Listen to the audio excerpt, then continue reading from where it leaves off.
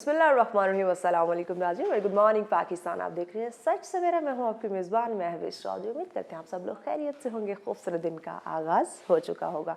हमेशा कहते हैं कि जैसे आप दिन का आगाज़ करें, अल्लाह पाक के बाबरकत नाम से आप दिन का आगाज़ किया करें, क्योंकि जब ज़िक्र इलाही से आप दिन का आगाज़ करते हैं तो आपके दिन भर की रूटीन भी खूबसूरत रहती है और आपकी रूह को भी एक सुकून महसूस होता रहता है। जनाब, हमेशा की तरह आपको पता है हम बहुत ही अहम टॉपिक लेकर आते हैं और मैं हमेशा प्रोग्राम के आगाज़ में अपनी टीम को क्रेडिट देती हूँ कि इतने अहम और हालात हाज़िरा से रिलेट करते हुए मौज़ूआत का इंतखाब किया जाता है। आया वो हमारी सेहत से रिलेटेड हो, हमारे एजुकेशन के मुतालिक हो, या अगर हम कोई भी सोशल इशू देख लें उस पर हम डिस्कशन करते हैं। मेहमान हमारे साथ मौजूद होते हैं।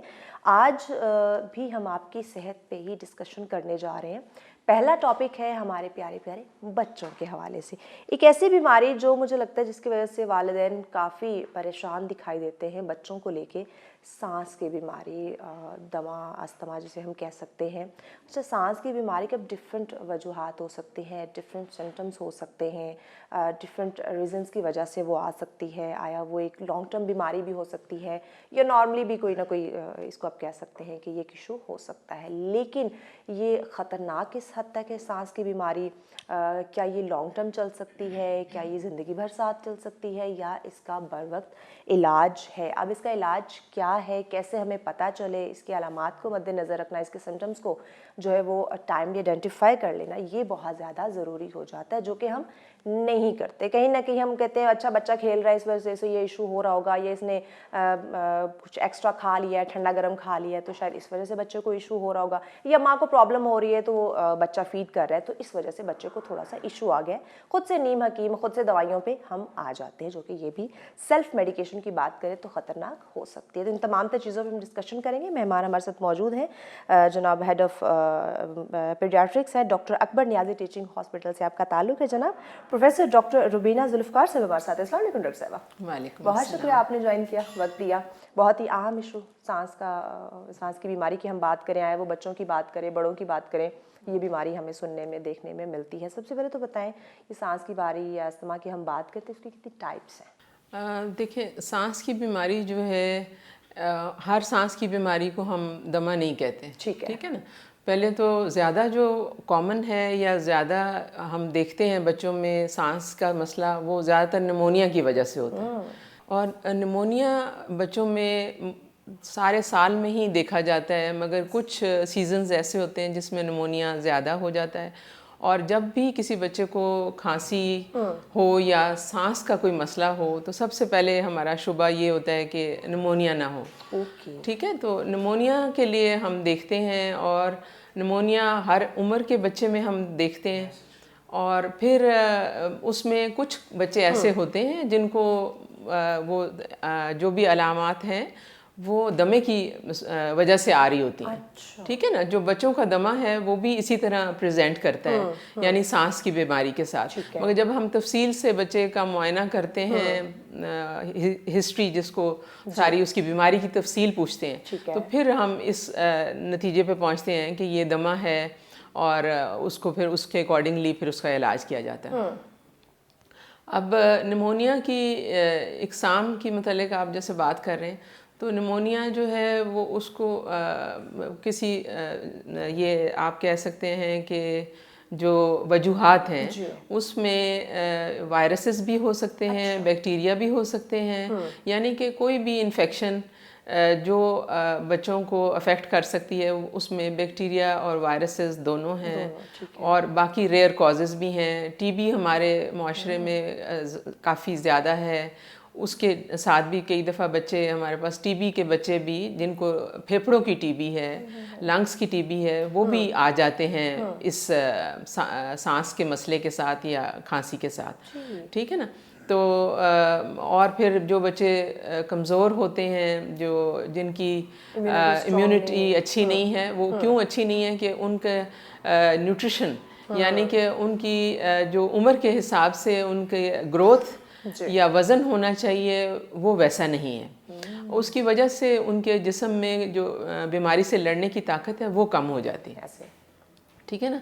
और फिर अगर हम, ये तो हो गया कि क्या क्या वजूहात हो सकती हैं निमोनिया होने की, या क्या जरासीम है जरासीम जो निमोनिया कर सकते हैं, जिसमें मैंने आपको बताया वायरसेस हैं, बैक्टीरिया हैं, और टीबी के जरासीम हैं, और कुछ रेयर भी हैं जो ज़्यादा कॉमन मैंने आपसे बात की। अच्छा, और वजूहात जो हैं उसको देखा जाए तो सबसे ज़्यादा कॉमन तो वजह ये है कि हमारे वैक्सीनेशन, बच्चों को जो हिफाजती टीके लगने चाहिए, वो हमारी सारी कम्युनिटी जो है वो इतने उसमें कोऑपरेट नहीं करते। हिफाजती टीके बहुत ज़रूरी हैं, वो ये बीमारियां इनसे काफ़ी हद तक बच्चे को बचाया जा सकता है अगर आप ये वैक्सीनेशन करवाएं। अब ये तो वालिदैन की जिम्मेदारी बनती है कि वो बर वक्त डेट को याद रखें और जाएं बच्चे की वैक्सीनेशन करवाएं। और अगर हम बच्चे की पैदाइश से शुरू करें तो सबसे पहले बच्चा जब पैदा होता है तो माँ को हमने हमल के दौरान इस चीज़ पे राज़ी करना होता है कि उसने अपना दूध पिलाना है। माँ के दूध से जो बच्चे को बीमारी से लड़ने की ताकत मिलती है या इम्यूनिटी मिलती है, उसका कोई मैच नहीं है, ठीक है ना। और अगर माँ पहले 6 महीने अपना दूध पिलाए बच्चे को, तो उससे बच्चे की इम्यूनिटी बीमारी से लड़ने की बहुत बेहतर हो जाती है। फिर उसको 6 महीने के बाद दूसरी ग़िज़ा शुरू करें, ठीक है। और ये चीज़ अगर करें, वैक्सीनेशन करवाएं, फिर ज़्यादातर हमारे जो फैमिलीज़ हैं वो उनमें आप देखते हैं कि फैमिली साइज़ बहुत बड़ा है। हाँ, उनको फैमिली प्लानिंग या उसका कोई इतना ज़्यादा आइडिया नहीं है, फैमिली साइज़ बहुत, हाँ जी, जब बड़ा है फिर वो ज़्यादातर पॉवर्टी है, और पॉवर्टी की वजह से वो छोटे छोटे घरों में, क्राउडेड घरों में जब फैमिलीज़ रह रही होती हैं और एक कमरे में अगर 6-6, 7-7 लोग या इससे ज़्यादा लोग अगर सो रहे होंगे तो ओवर क्राउडिंग एक फैक्टर है जिसकी वजह से सांस की बीमारियां और निमोनियाज़, क्योंकि ये आबो हवा में जब आप खांसते हैं जरासीम जाते हैं, और फिर जो भी लोग उस कमरे में मौजूद हैं वो अगर उनमें उनके जिस्म में ज़्यादा लोग होंगे, हाँ, तो उनके जिस्म में अगर बीमारी से लड़ने की ताकत कम है तो वो अफेक्ट होंगे। इसी तरह कुछ आप ये देखें कि फैमिली साइज़ की जैसे मैंने बात की कि ओवर क्राउडिंग, फिर हमारे बच्चे जो हैं उनको सेफ वाटर नहीं मिलता, साफ़ पानी मिलना वो बहुत इम्पॉर्टेंट है। साफ़ पानी नहीं मिलता लोगों को, सैनिटेशन का सही इंतज़ाम नहीं है, और फिर फैमिली साइज़ बड़ा होने के साथ साथ अगर जो अर्निंग है फैमिली मेंबर्स की वो इतनी नहीं है कि वो अपने सारे फैमिली का सही से उनकी खुराक का और उनकी ब्रॉटअप उनको करने का ख्याल रख सकें, तो डेफिनेटली फिर बच्चों की न्यूट्रिशन कॉम्प्रोमाइज़ होती है और वो बच्चे जो हैं वो मैल न्यूट्रिशन की तरफ चले जाते हैं। ठीक है डॉक्टर साहब, अब हम जानेंगे कैसे कि आया ये जो बच्चे को इस वक्त सांस का प्रॉब्लम हो रहा है ये किसी इन्फेक्शन में मुब्तला है या ये नॉर्मल कोई वायरल बीमारी है जो वक्त के साथ कुछ दिनों तक ठीक हो जाएगी किसी कॉमन मेडिसिन से?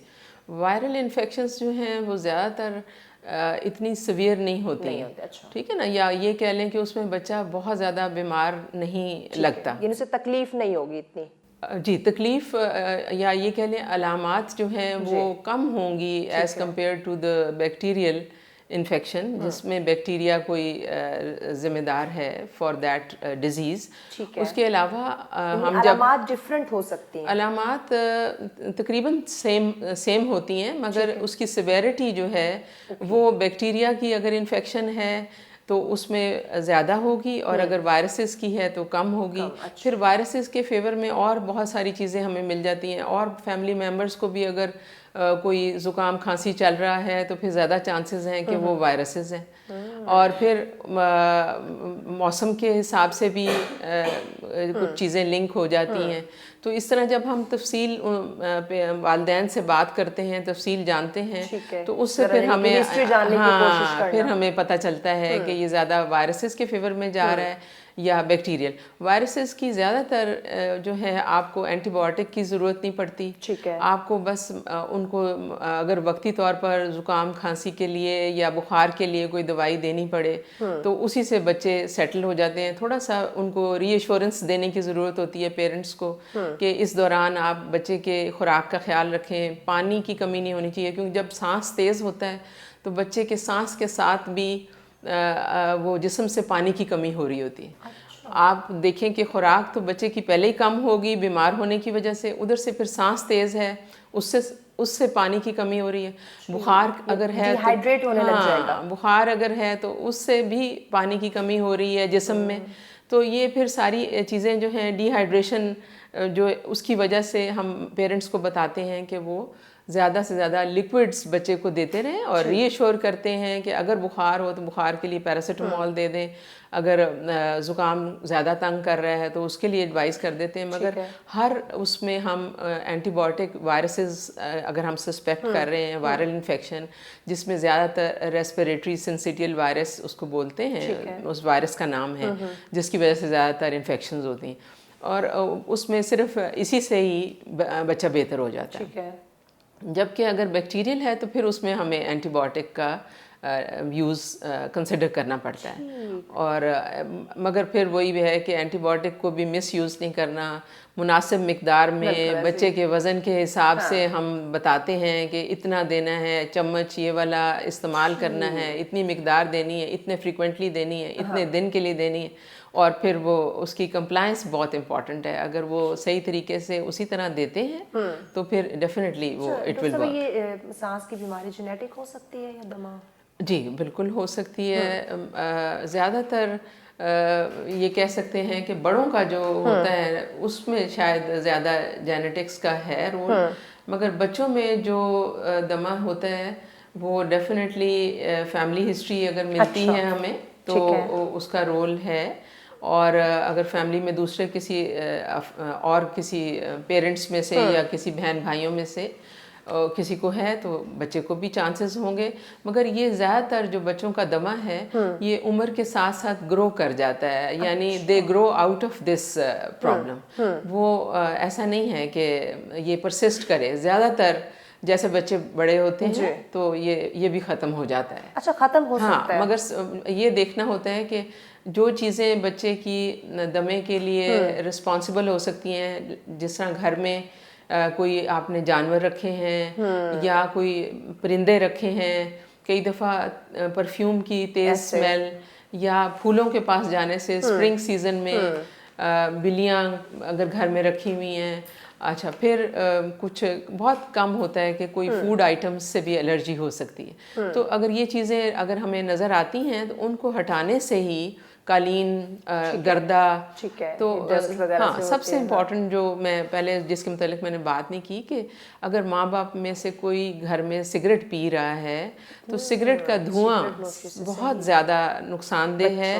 वो जो पी रहा है उसके लिए तो है ही है, मगर जो दूसरे पास बैठे हैं उनको जो पैसिव स्मोकिंग उसको बोलेंगे, जो उनको धुआं जा रहा है वो उनके लिए बड़ा नुकसानदेह है और ये भी बहुत ज़्यादा रिस्पॉन्सिबल करेगा वो। जी। और इसी से अगर हम लिंक करें तो जो इंडोर पोल्यूशन है, यानी जो लोग घरों छोटे घरों में होते हैं, वो घरों में एक ही कमरे में इतने लोग होते हैं, फिर वो अंदर ही पका रहे होते हैं और फिर वो उसके लिए जो लकड़ी इस्तेमाल कर रहे हैं या जो काऊ डंग जो गोबर है वो इस्तेमाल कर रहे हैं, उससे इंडोर पोल्यूशन से बहुत ज़्यादा बच्चे जो हैं वो सांस की बीमारियों का शिकार होते हैं।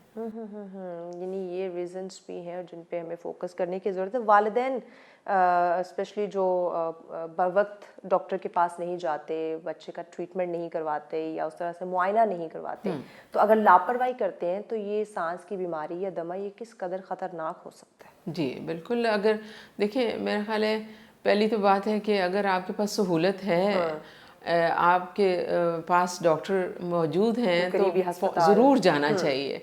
जो लोग लापरवाही करते हैं फिर उनके बच्चे की तकलीफ़ बिगड़ सकती है और निमोनिया अगर बिगड़े तो निमोनिया की कॉम्प्लिकेशंस में बच्चे के फेफड़ों में पानी भी पड़ सकता है, कोई एक हिस्सा लंग्स का या कह लें कि उसमें बिल्कुल ही वो नकारा हो सकता है, आधा कह लें हिस्सा या एक तिहाई हिस्सा जो है वो नकारा हो सकता है for the time being. Although कि वो कॉम्प्लिकेशंस के साथ भी हमारे पास बच्चे अकबर नियाज़ी टीचिंग हॉस्पिटल में आते हैं, मगर हम उनको भी हम ट्रीट जब करते हैं तो वो रिकवर कर जाते हैं, मगर डेफिनेटली फिर उनका रिकवरी टाइम जो है वो और बहुत आगे चला जाता है, कई दफ़ा 2-3 हफ्ते से ज़्यादा टाइम लग जाता है। मतलब कॉम्प्लिकेशंस को अवॉइड करना है तो फिर ज़रूर जल्दी से जल्दी डॉक्टर से रब्ता करना चाहिए। डॉक्टर साहब ब्रेक लेनी है, ब्रेक के बाद मजीद इस पर डिस्कशन करते हैं कि किस कदर ये ख़तरनाक है सांस की बीमारी। अगर बर वक्त इसकी तशखीस ना हो, डॉक्टर के पास ना जाए, इलाज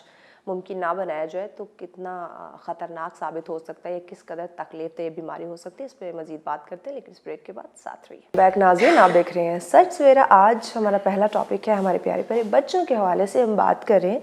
आज का एक कॉमन बीमारी हमें सुनने को मिलती है सांस की बीमारी, या अस्थमा की हम बात करते हैं कि दमा की बीमारी, और आया डॉक्टर के पास जाना कितना ज़रूरी है इस बीमारी में, ये कितनी ख़तरनाक हो सकती है, इसका फैलाव जो है वो रोकना कितना ज़रूरी है, इस पे हम बात करें। डॉक्टर रुबीना साहिबा हमारे साथ हैं। प्रोफेसर डॉक्टर रुबीना साहिबा, हम बात करते हैं इसकी कॉम्प्लिकेशंस पे, तो क्या वालिदैन आगाह हैं, अवेयर हैं कि अगर वो बर वक्त डॉक्टर की तरफ नहीं जाते तो आया कुछ टाइम बाद ये बीमारी बढ़ सकती है, कुछ कॉम्प्लिकेशंस क्रिएट हो सकती हैं और इसका इलाज मुश्किल हो सकता है? जी, मेरा ख्याल है, देखिए फ्रॉम टाइम टू टाइम हमारे मुल्क में भी और मुख्तलिफ शहरों में भी ये आगाही की मुहिम जो है वो उसके ऊपर हम काम करते हैं, और उसकी वजह यही है कि हर शोबे में डॉक्टर्स जो काम कर रहे हैं वो अपने अपने फील्ड के हिसाब से इंफॉर्मेशन देते हैं। इसी तरह बच्चों के शोबे में जो भी हमारे पास बच्चे आते हैं उनको हम डेफिनेटली उस वक्त जो केयर की ज़रूरत है वो भी देते हैं, और साथ ही उनको बताते हैं कि ये अगर आपने ऐसे ना किया तो फिर बच्चा ज़्यादा बीमार हो सकता है, उसको ये मसाइल हो सकते हैं, और जहाँ तक मुमकिन हो हम उन्हें आगाही जो है वो प्रोवाइड करते हैं। ठीक है। और अब कितना उसके ऊपर पेरेंट्स अमल करें या और उनके क्या रीजंस हैं फॉर नॉट कमिंग बैक, और फॉलोअप के लिए हम उनको बुलाते हैं, ठीक है ना। फॉलोअप बहुत इंपॉर्टेंट है। साथ ही ये बता के भेजते हैं कि अगर बच्चे को ये अलामात अपीयर हों, यानी अगर बच्चे का बुखार ना उतर रहा हो, या उसकी सांस तेज़ हो जाए, या बच्चा आपको नीला पड़ रहा हो, या उसकी लागर हो जाए, या उसका खाना पीना कम हो जाए, तो ऐसी सूरत में आपने फ़ौरन वापस आना है, और ये सब अलामात हम बता के भेजते हैं। ठीक है। तो अब उसमें कुछ पेरेंट्स तो डेफिनेटली इन चीज़ों पे गौर व फिक्र करते हैं, उनको पहले से भी अवेयरनेस है होती है, डिपेंड करता है कि वो कितना केयरिंग हैं और कितना अवेयर हैं for the illness of their child, और उस हिसाब से वो उनकी तरफ से हमें मतलब ये इनपुट मिलती है, या उनका वापस आने की हम तवक्को रख सकते हैं कि वापस आएंगे।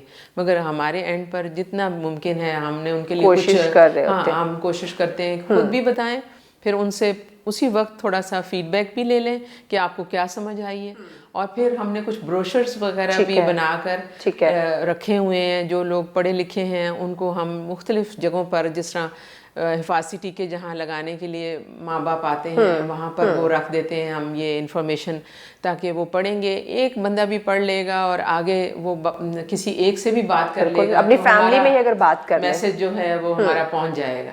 तो ये इस तरह हम मुख्तलिफ जगहों पर कोशिश कर रहे होते हैं कि इनको मैसेजेस दिए जाएं, जनरल ओपीडी में भी, वैक्सीनेशन में भी, एग्जेक्टिव क्लिनिक्स में भी, हर जगह पर, वार्ड्स में जब दाखिल होते हैं वहाँ पर तो डेली हमारा पेरेंट्स के साथ एनकाउंटर होता है, काउंसलिंग होती है, और फिर डिस्चार्ज पर, तो हर मौके पर हम ये कोशिश जारी रखते हैं कि वालिदैन को बताया जाए कि आया बच्चों की आपने हिफाजत कैसे करनी है। अच्छा, इसके बावजूद अब पेरेंट्स ने देखा, माँ ने देखा कि मेरे बच्चे में ये सिम्टम्स हैं, ये अलामात ज़ाहिर हो रही हैं, आया ये इसको ये बीमारी हो रही है। अब इससे पहले वो सांस की बीमारी में मुब्तला हुआ, उसका इलाज करवाया, और वही मेडिसिन माँ की अब माइंड में है कि अच्छा फिर से मैं इसको ये मेडिसिन देती हूँ, ये एंटीबायोटिक देती हूँ, ये ठीक हो जाएगा, खुद से वही जो कोर्स है रिपीट करना वो बच्चे की सेहत के लिए सही है? नहीं, बिल्कुल नहीं, क्योंकि बहुत सारे पेरेंट्स ऐसे करते हैं कि वो यही समझते हैं कि जी हम पहले गए थे तो डॉक्टर ने ये तो दवाई यही दी है, बिल्कुल। तो यही शुरू कर देते हैं, और फिर उससे ये होता है कि उनकी डेफिनेटली असेसमेंट वो नहीं होती जो एक डॉक्टर की असेसमेंट बिल्कुल होती ऐसे, है। right, और सेल्फ मेडिकेशन जो है वो बहुत गलत प्रैक्टिस है, और स्पेशली अपने बच्चे को खुद दवाई देना, मैं समझती हूँ खुद माँ डॉक्टर भी हो तो भी अपने बच्चे को खुद दवाई नहीं देनी चाहिए, आपको दूसरे डॉक्टर से मशवरा करना चाहिए। अब जब ये सेल्फ मेडिकेशन आप करते हैं तो दैट इज़ वेरी हार्मफुल, और कभी भी उस पर माँ बाप अगर पढ़े लिखे भी हैं तो उस पर मत रहें, क्योंकि हम ऐसा करते हैं। एक दफ़ा ज़रूर नज़दीक जो भी डॉक्टर है उसके पास जाके असेस करवाएं, क्योंकि देखने में और सुनी सुनाई यानी फ़ोन पे बात करने में बहुत फ़र्क है। तो अगर पॉसिबल है, एक्सेस है टू द हॉस्पिटल, तो बच्चे को हॉस्पिटल लेके जाएं, दिखाएं, और फिर डॉक्टर से सेम कोर्स रिपीट ना किया जाए, नहीं किया जाए। ठीक, इसके कोई टेस्ट वगैरह होते हैं? देखिए, निमोनिया अब डेवलपिंग कंट्रीज़ में तो निमोनिया जिस तरह आप अगर देखें, अगर मैं स्टेटिस्टिक्स की थोड़ी सी बात करूं तो वर्ल्ड में ये मेजर किलर है निमोनिया, यानी जितनी भी इन्फेक्शियस डिजीज़ेस हैं उनमें से ये मेजर किलर है। तो अगर हम इसका देखें तो कितने बच्चों को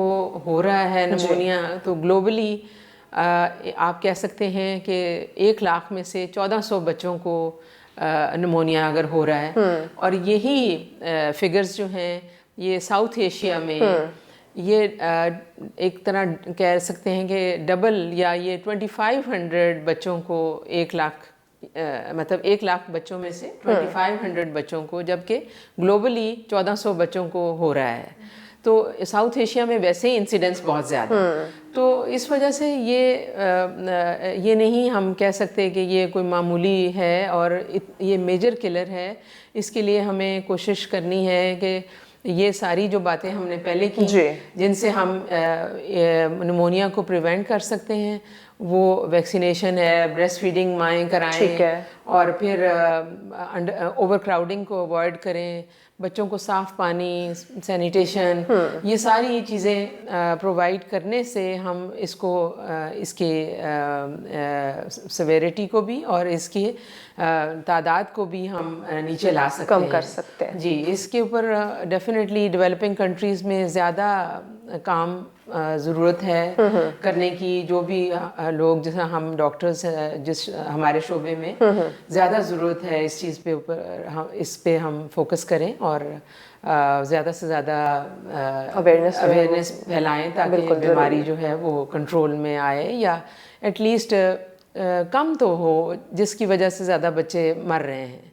ऐसे कोशिश तो की जाए एटलीस्ट। अगर आप कोशिश ही नहीं करेंगे तो कम कैसे होगी। आपने मदर फीड की बात की, कुछ माएँ इसलिए बच्चों को दूध नहीं पिलाती या उनका ये एक्सक्यूज़ होता है कि बच्चा दूध पीता ही नहीं है हमारा, डे फर्स्ट से नहीं पी रहा, तो उनका क्या अल्टरनेट, क्या ये इलाज क्या होता है? उसमें भी काउंसलिंग ज़रूरी है। हाँ, देखिए, मैं डॉक्टर्स को टाइम देना चाहिए माँ को समझाने के लिए, माँ बाप को समझाने के लिए, और कई दफ़ा ग्रैंड पेरेंट्स भी इन्वॉल्व होते हैं।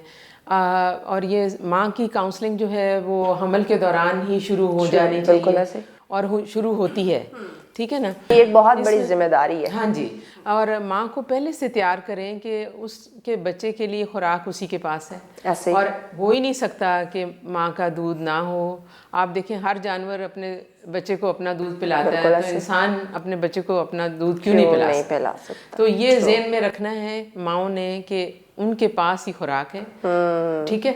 अगर कोई खुदा न खास्ता, बहुत रेयर है कि खुदा न खास्ता माँ में हमें कोई डर हो कि माँ का ज़हनी तवाज़ुन ठीक नहीं, या कोई ऐसी बीमारी है जिसमें हमें माँ का दूध रोकना है, तो हम खुद बता देते हैं, वरना नहीं पहले से मना कर देते हैं डॉक्टर कि आपने बच्चे को दूध मगर ऐसा बहुत रेयर है। ये बात तो मैं कहते वक्त भी मुझे डर लगता है कि कहीं मैं बोलूं तो कहीं वो किसी उसको रेयर में ही ना डाल लें। अच्छा, हाँ। और फिर देखिए, अगर माँ अपने बच्चे को साथ लगाएगी, बच्चे के दूध के ऊपर मुंह मारने से दूध आना शुरू हो जाता है।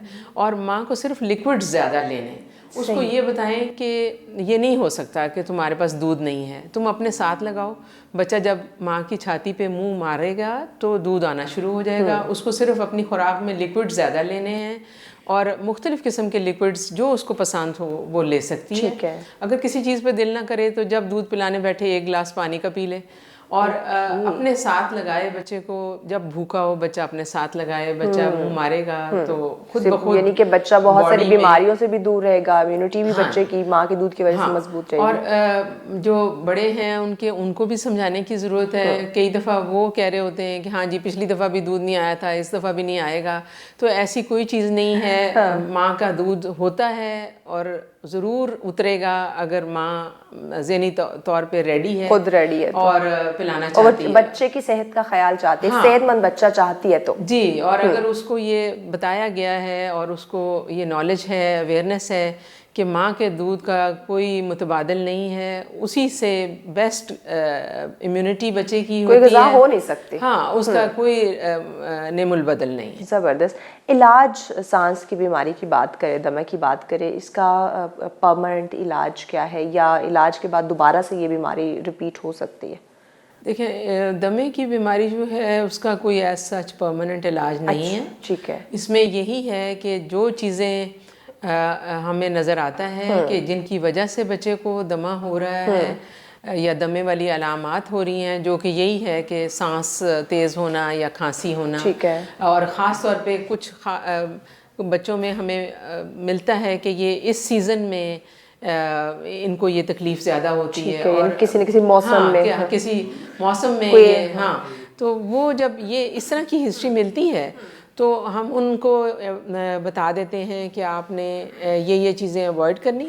उसके अलावा कुछ दवाइयाँ भी हैं जो हम उस सीज़न से पहले, जिसको आप मॉन्टेल्यूकास्ट वो दवाई का नाम है, जो हम सीज़न शुरू होने से पहले माँ बाप को बताते हैं कि शुरू कर दें। यानी कि इस मौसम में से एलर्जी है या ये बीमारी हो सकती है तो आपने ये पहले से इस मेडिकेशन पे से ले आना है। फिर एक वैक्सीन, जिस तरह हम कुछ हिफाजती टीके हैं, इसी तरह एक वैक्सीन है जिसको फ्लू वैक्सीन के नाम से जाना जाता है। ठीक है। जिन बच्चों में हमें लगता है कि दमा ज़्यादा है उनमें हम वो फ्लू वैक्सीन भी एडवाइस करते हैं, और वो साल में बच्चे को सिर्फ 1 टीका लगाने की ज़रूरत होती है। अगर वो हर साल लगवाया जाए तो ओवर द ईयर्स हमें नज़र आएगा कि कितने साल तक बच्चे को वो इंजेक्शन जारी रखना चाहिए? वो यूजुअली 12 से 14 साल की उम्र तक तो हम कहते हैं कि लगवाएं। 12 से 14 साल अगर किसी को शुरू करते हैं तो उन्हें कहते हैं लगवाएं। उन्हें ये बता दिया जाता है कि इससे फौरी आपको फ़ायदा नहीं होगा, मगर आप खुद देखेंगे कि 1 साल के बाद आपके बच्चे को के बाद अगर तकलीफ होगी तो कम होगी। यानी कि मुस्तकिल इलाज इसका ऐसा सच नहीं है, मगर जो चीज़ें रिस्पॉन्सिबल हो सकती हैं दमे के लिए उनको हम अवॉइड कर सकते हैं, और कुछ दवाइयाँ और वैक्सीनेशन से उसको हम उनकी ज़िंदगी को बेहतर बना सकते हैं। ज़बरदस्त। तो जो दमे के अलावा नॉर्मली सांस का इशू हम कहते हैं आता है, वो ख़त्म हो जाता है जी, काफ़ी हद तक वो बच्चे रिकवर कर जाते हैं। और जैसे मैंने पहले कहा कि कुछ बच्चे they grow out of this disease, उम्र के साथ साथ उनमें ये ख़त्म हो जाती है ये दमे की शिकायत। जी, और ये जो जेनेटिकली होती है ये भी ख़त्म हो जाती है? नहीं, जेनेटिकली वाली जो चीज़ है वो बहुत कम है, और अगर हो तो उसमें फिर वो भी कम हो जाती है काफ़ी हद तक। अगर हम मैनेज करें मेडिसिन के साथ या जो चीज़ें जिनसे परहेज करने की ज़रूरत है, एहतियात करें तो कम हो सकता है। हाँ, मगर टेंडेंसी डेफिनेटली रहती है कि जब भी उनको कोई ऐसी एनवायरनमेंट मिलेगी जो उनके लिए ख़तरनाक है, महसूस करेंगे, तो वो उसमें उनको चांसेस हैं कि उनको दोबारा वो अलामात आएंगी, तो उसके लिए वो पहले से अगर अपने आप को तैयार करें और वो दवाई पहले शुरू कर लें, और या उस जगह पे मत जाएं, बहुत मजबूरी है तो फिर तो जाना पड़ेगा, वरना अवॉइड किया जा सकता है, फिर मेडिसिन का इस्तेमाल कर सकते हैं। ठीक हो गया। पैगाम क्या देंगे नाज़रीन को? जी, पैगाम मैं यही दूंगी कि मेरा ख्याल है निमोनिया की वजह से हमारे मुल्क में बहुत ज़्यादा अमवात हो रही हैं, और उनको कम करने में माँ बाप हमें इसमें मदद कर सकते हैं। कि मेरी ये गुजारिश होगी कि आप ज़रूर अपने बच्चों को दूध अपना पिलाएं, माएँ अपना दूध बच्चों को पिलाएं और कोशिश करें कि 6 महीने तक सिर्फ़ और सिर्फ माँ का दूध, उसके बाद आप दूसरी खुराक शुरू करें। अगर कभी डॉक्टर को नज़र आए कि कमज़ोर है बच्चा तो शायद वो दूसरी खुराक एक आधा महीना पहले शुरू करने के लिए कहे, वरना कोशिश हर माँ ये करे कि उसके पास खुराक है उसके बच्चे के लिए और उसने अपना दूध पिलाना है। और दूसरी बात कि हिफाजती टीके ज़रूर लगवाएं। बिल्कुल कोई अपने ज़हन में कोई ख़दशात मत रखें कि हिफाजती टीके लगाकर हम कोई बच्चों को किसी चीज़ से हम उनको किसी चीज़ से प्रीडिस्पोज कर रहे हैं या हम उन्हें कोई ख़तरा दे रहे हैं। बिल्कुल भी नहीं। हिफाजती टीके आपके बच्चों की हिफाजत के लिए हैं, तो आप ये हिफाजती टीके ज़रूर लगवाएं। क्या बात, बहुत खूब, बहुत शुक्रिया डॉक्टर साहब। आप वक्त दिया आपने। यकीनन नाज़रीन, डॉक्टर साहब ने जितनी चीज़ें हमारे साथ डिस्कस की बच्चों के हवाले से, उनकी सेहत के हवाले से, वालिदैन के लिए जो भी चीज़ें उन्होंने हमारे सामने रखी उस पर अमल करना हम सब के लिए बहुत ज़्यादा ज़रूरी है।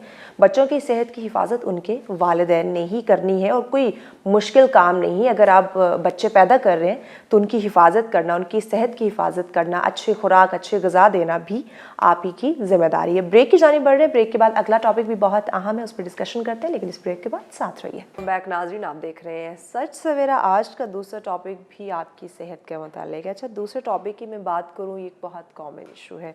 बच्चों की बात करें, बड़ों की बात करें, बुज़ुर्गों की बात करें, सब में ये इशू पाया जा रहा है। पहले हम बात करते थे कि ये जो बीमारी जिसका अभी मैं तज़किरा करूँगी, आप समझ जाएंगे मैं किस बीमारी की बात करने जा रही हूँ। हम बात करते थे कि बुज़ुर्गों में ये इशू पाया जाता है। अच्छा, बहुत सारे लोगों में बहुत सारी बीमारियाँ माइंड में आ रही होंगी।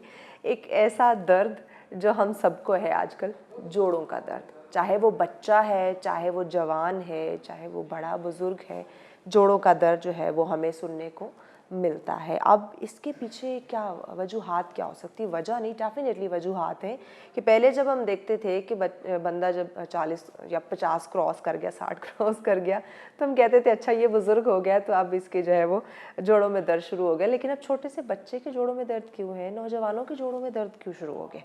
सोचने की बात है। तो इसी भी हम बात करेंगे, जानेंगे अपने मेहमान से कि आया क्या वजह, बल्कि वजूहात क्या हो सकती हैं, कैसे पता चले कि ये कोई ख़तरनाक किसी बीमारी में तो नहीं है, या फिर हमारी डाइट की वजह से, रूटीन की वजह से तो नहीं है, इसका इलाज क्या हो सकता है। इन तमाम चीज़ों पे हम डिस्कशन करेंगे। जनाब, हमारे पास हेड ऑफ रिहेबिलिटेशन डिपार्टमेंट से doctor Akbar Niazi teaching hospital से हमारे साथ मेहमान हैं जी, डॉक्टर अब्दुल गफूर सज्जाद साहब। अस्सलाम वालेकुम जी। बहुत शुक्रिया आपने वक्त दिया डॉक्टर साहब। सही कहा ना मैंने कि पहले हम कहते थे कि बुजुर्गों में ये बीमारी पाई जाती है, लेकिन अब बच्चों में, जवानों में, सब में पाई जा रही है। तो आप क्या समझते हैं कि बुनियादी वजूहात क्या हो सकती हैं? देखिए, बिल्कुल आजकल हम भी अपने तमाम पेशेंट से ये ज़िक्र नहीं करते कि ये ड्यू टू योर एज, क्योंकि आप देखेंगे आपके पास डिफरेंट, जैसे आपने भी जिक्र किया कि डिफरेंट एज के लिहाज से आपको प्रॉब्लम मिल रही है। आपके पास 17 इयर्स का एक मेल आता है, उसको अर्थराइटिस की प्रॉब्लम नहीं है, लेकिन एक 40 इयर्स का मेल आता है, उसको अर्थराइटिस की प्रॉब्लम है। एक 30 इयर्स की फीमेल आती है, उसको अर्थराइटिस का प्रॉब्लम है। तो एज रिलेटेड चेंजेस डेफिनेटली होती हैं बॉडी में, लेकिन जो आजकल की रिसर्च है वो ये बताती है कि जब तक अगर आपकी जॉइंट की बायोमैकेनिक्स ठीक है तो वो जॉइंट ठीक रहेगा। ठीक है। जहाँ आपकी बायोमैकेनिक्स अल्टर होगी तो वह जल्दी ख़राब होना शुरू हो जाएगा। इसकी एग्जांपल हम ऐसे लेते हैं कि जैसे अगर आपका एक नॉर्मल कोई भी दरवाज़ा है वो इजीली खुल सकता है, बंद कर सकता है, लेकिन अगर ये ज़रा सा टेढ़ा हो जाए तो ये इसमें ख़राबी आना शुरू हो जाती है। तो हम बाज़ दफ़ा ये होता है कि हम बहुत सी माइनर इंजरीज़ को इतनी ज़्यादा अहमियत नहीं देते। इसकी मैं आपको जैसे नी की एग्जांपल लेता हूँ। नी में हमारे पास जिसको हम जो है वो कहते हैं अर्थराइटिस बहुत ज़्यादा कॉमन है नी जॉइंट के अंदर। नी की बैक साइड पे हमारे हैमस्ट्रिंग मसल्स हैं, वो हैमस्ट्रिंग मसल्स हैं जो नी को फ्लेक्स करते हैं। अक्सर लोगों में चूँकि सिटिंग पोस्चर ज़्यादा होता है तो ये हैम्स टाइट हो जाते हैं। अब ये जब हैम्स मसल जब टाइट होते हैं तो उसकी वजह से क्या होता है कि आपकी नी की जो एक्सटेंशन है वो प्रॉपर नहीं हो पाती। ठीक है। जब आपका नी एक्सटेंड नहीं होगा तो वो प्रॉपर लॉक नहीं होगा।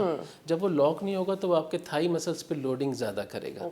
अब एक छोटी सी एक ख़राबी है मसल्स की टाइटनेस की, उसकी वजह से आपका जो जॉइंट के इर्द गिर्द जो मसल है उनका बैलेंस आउट हो जाएगा।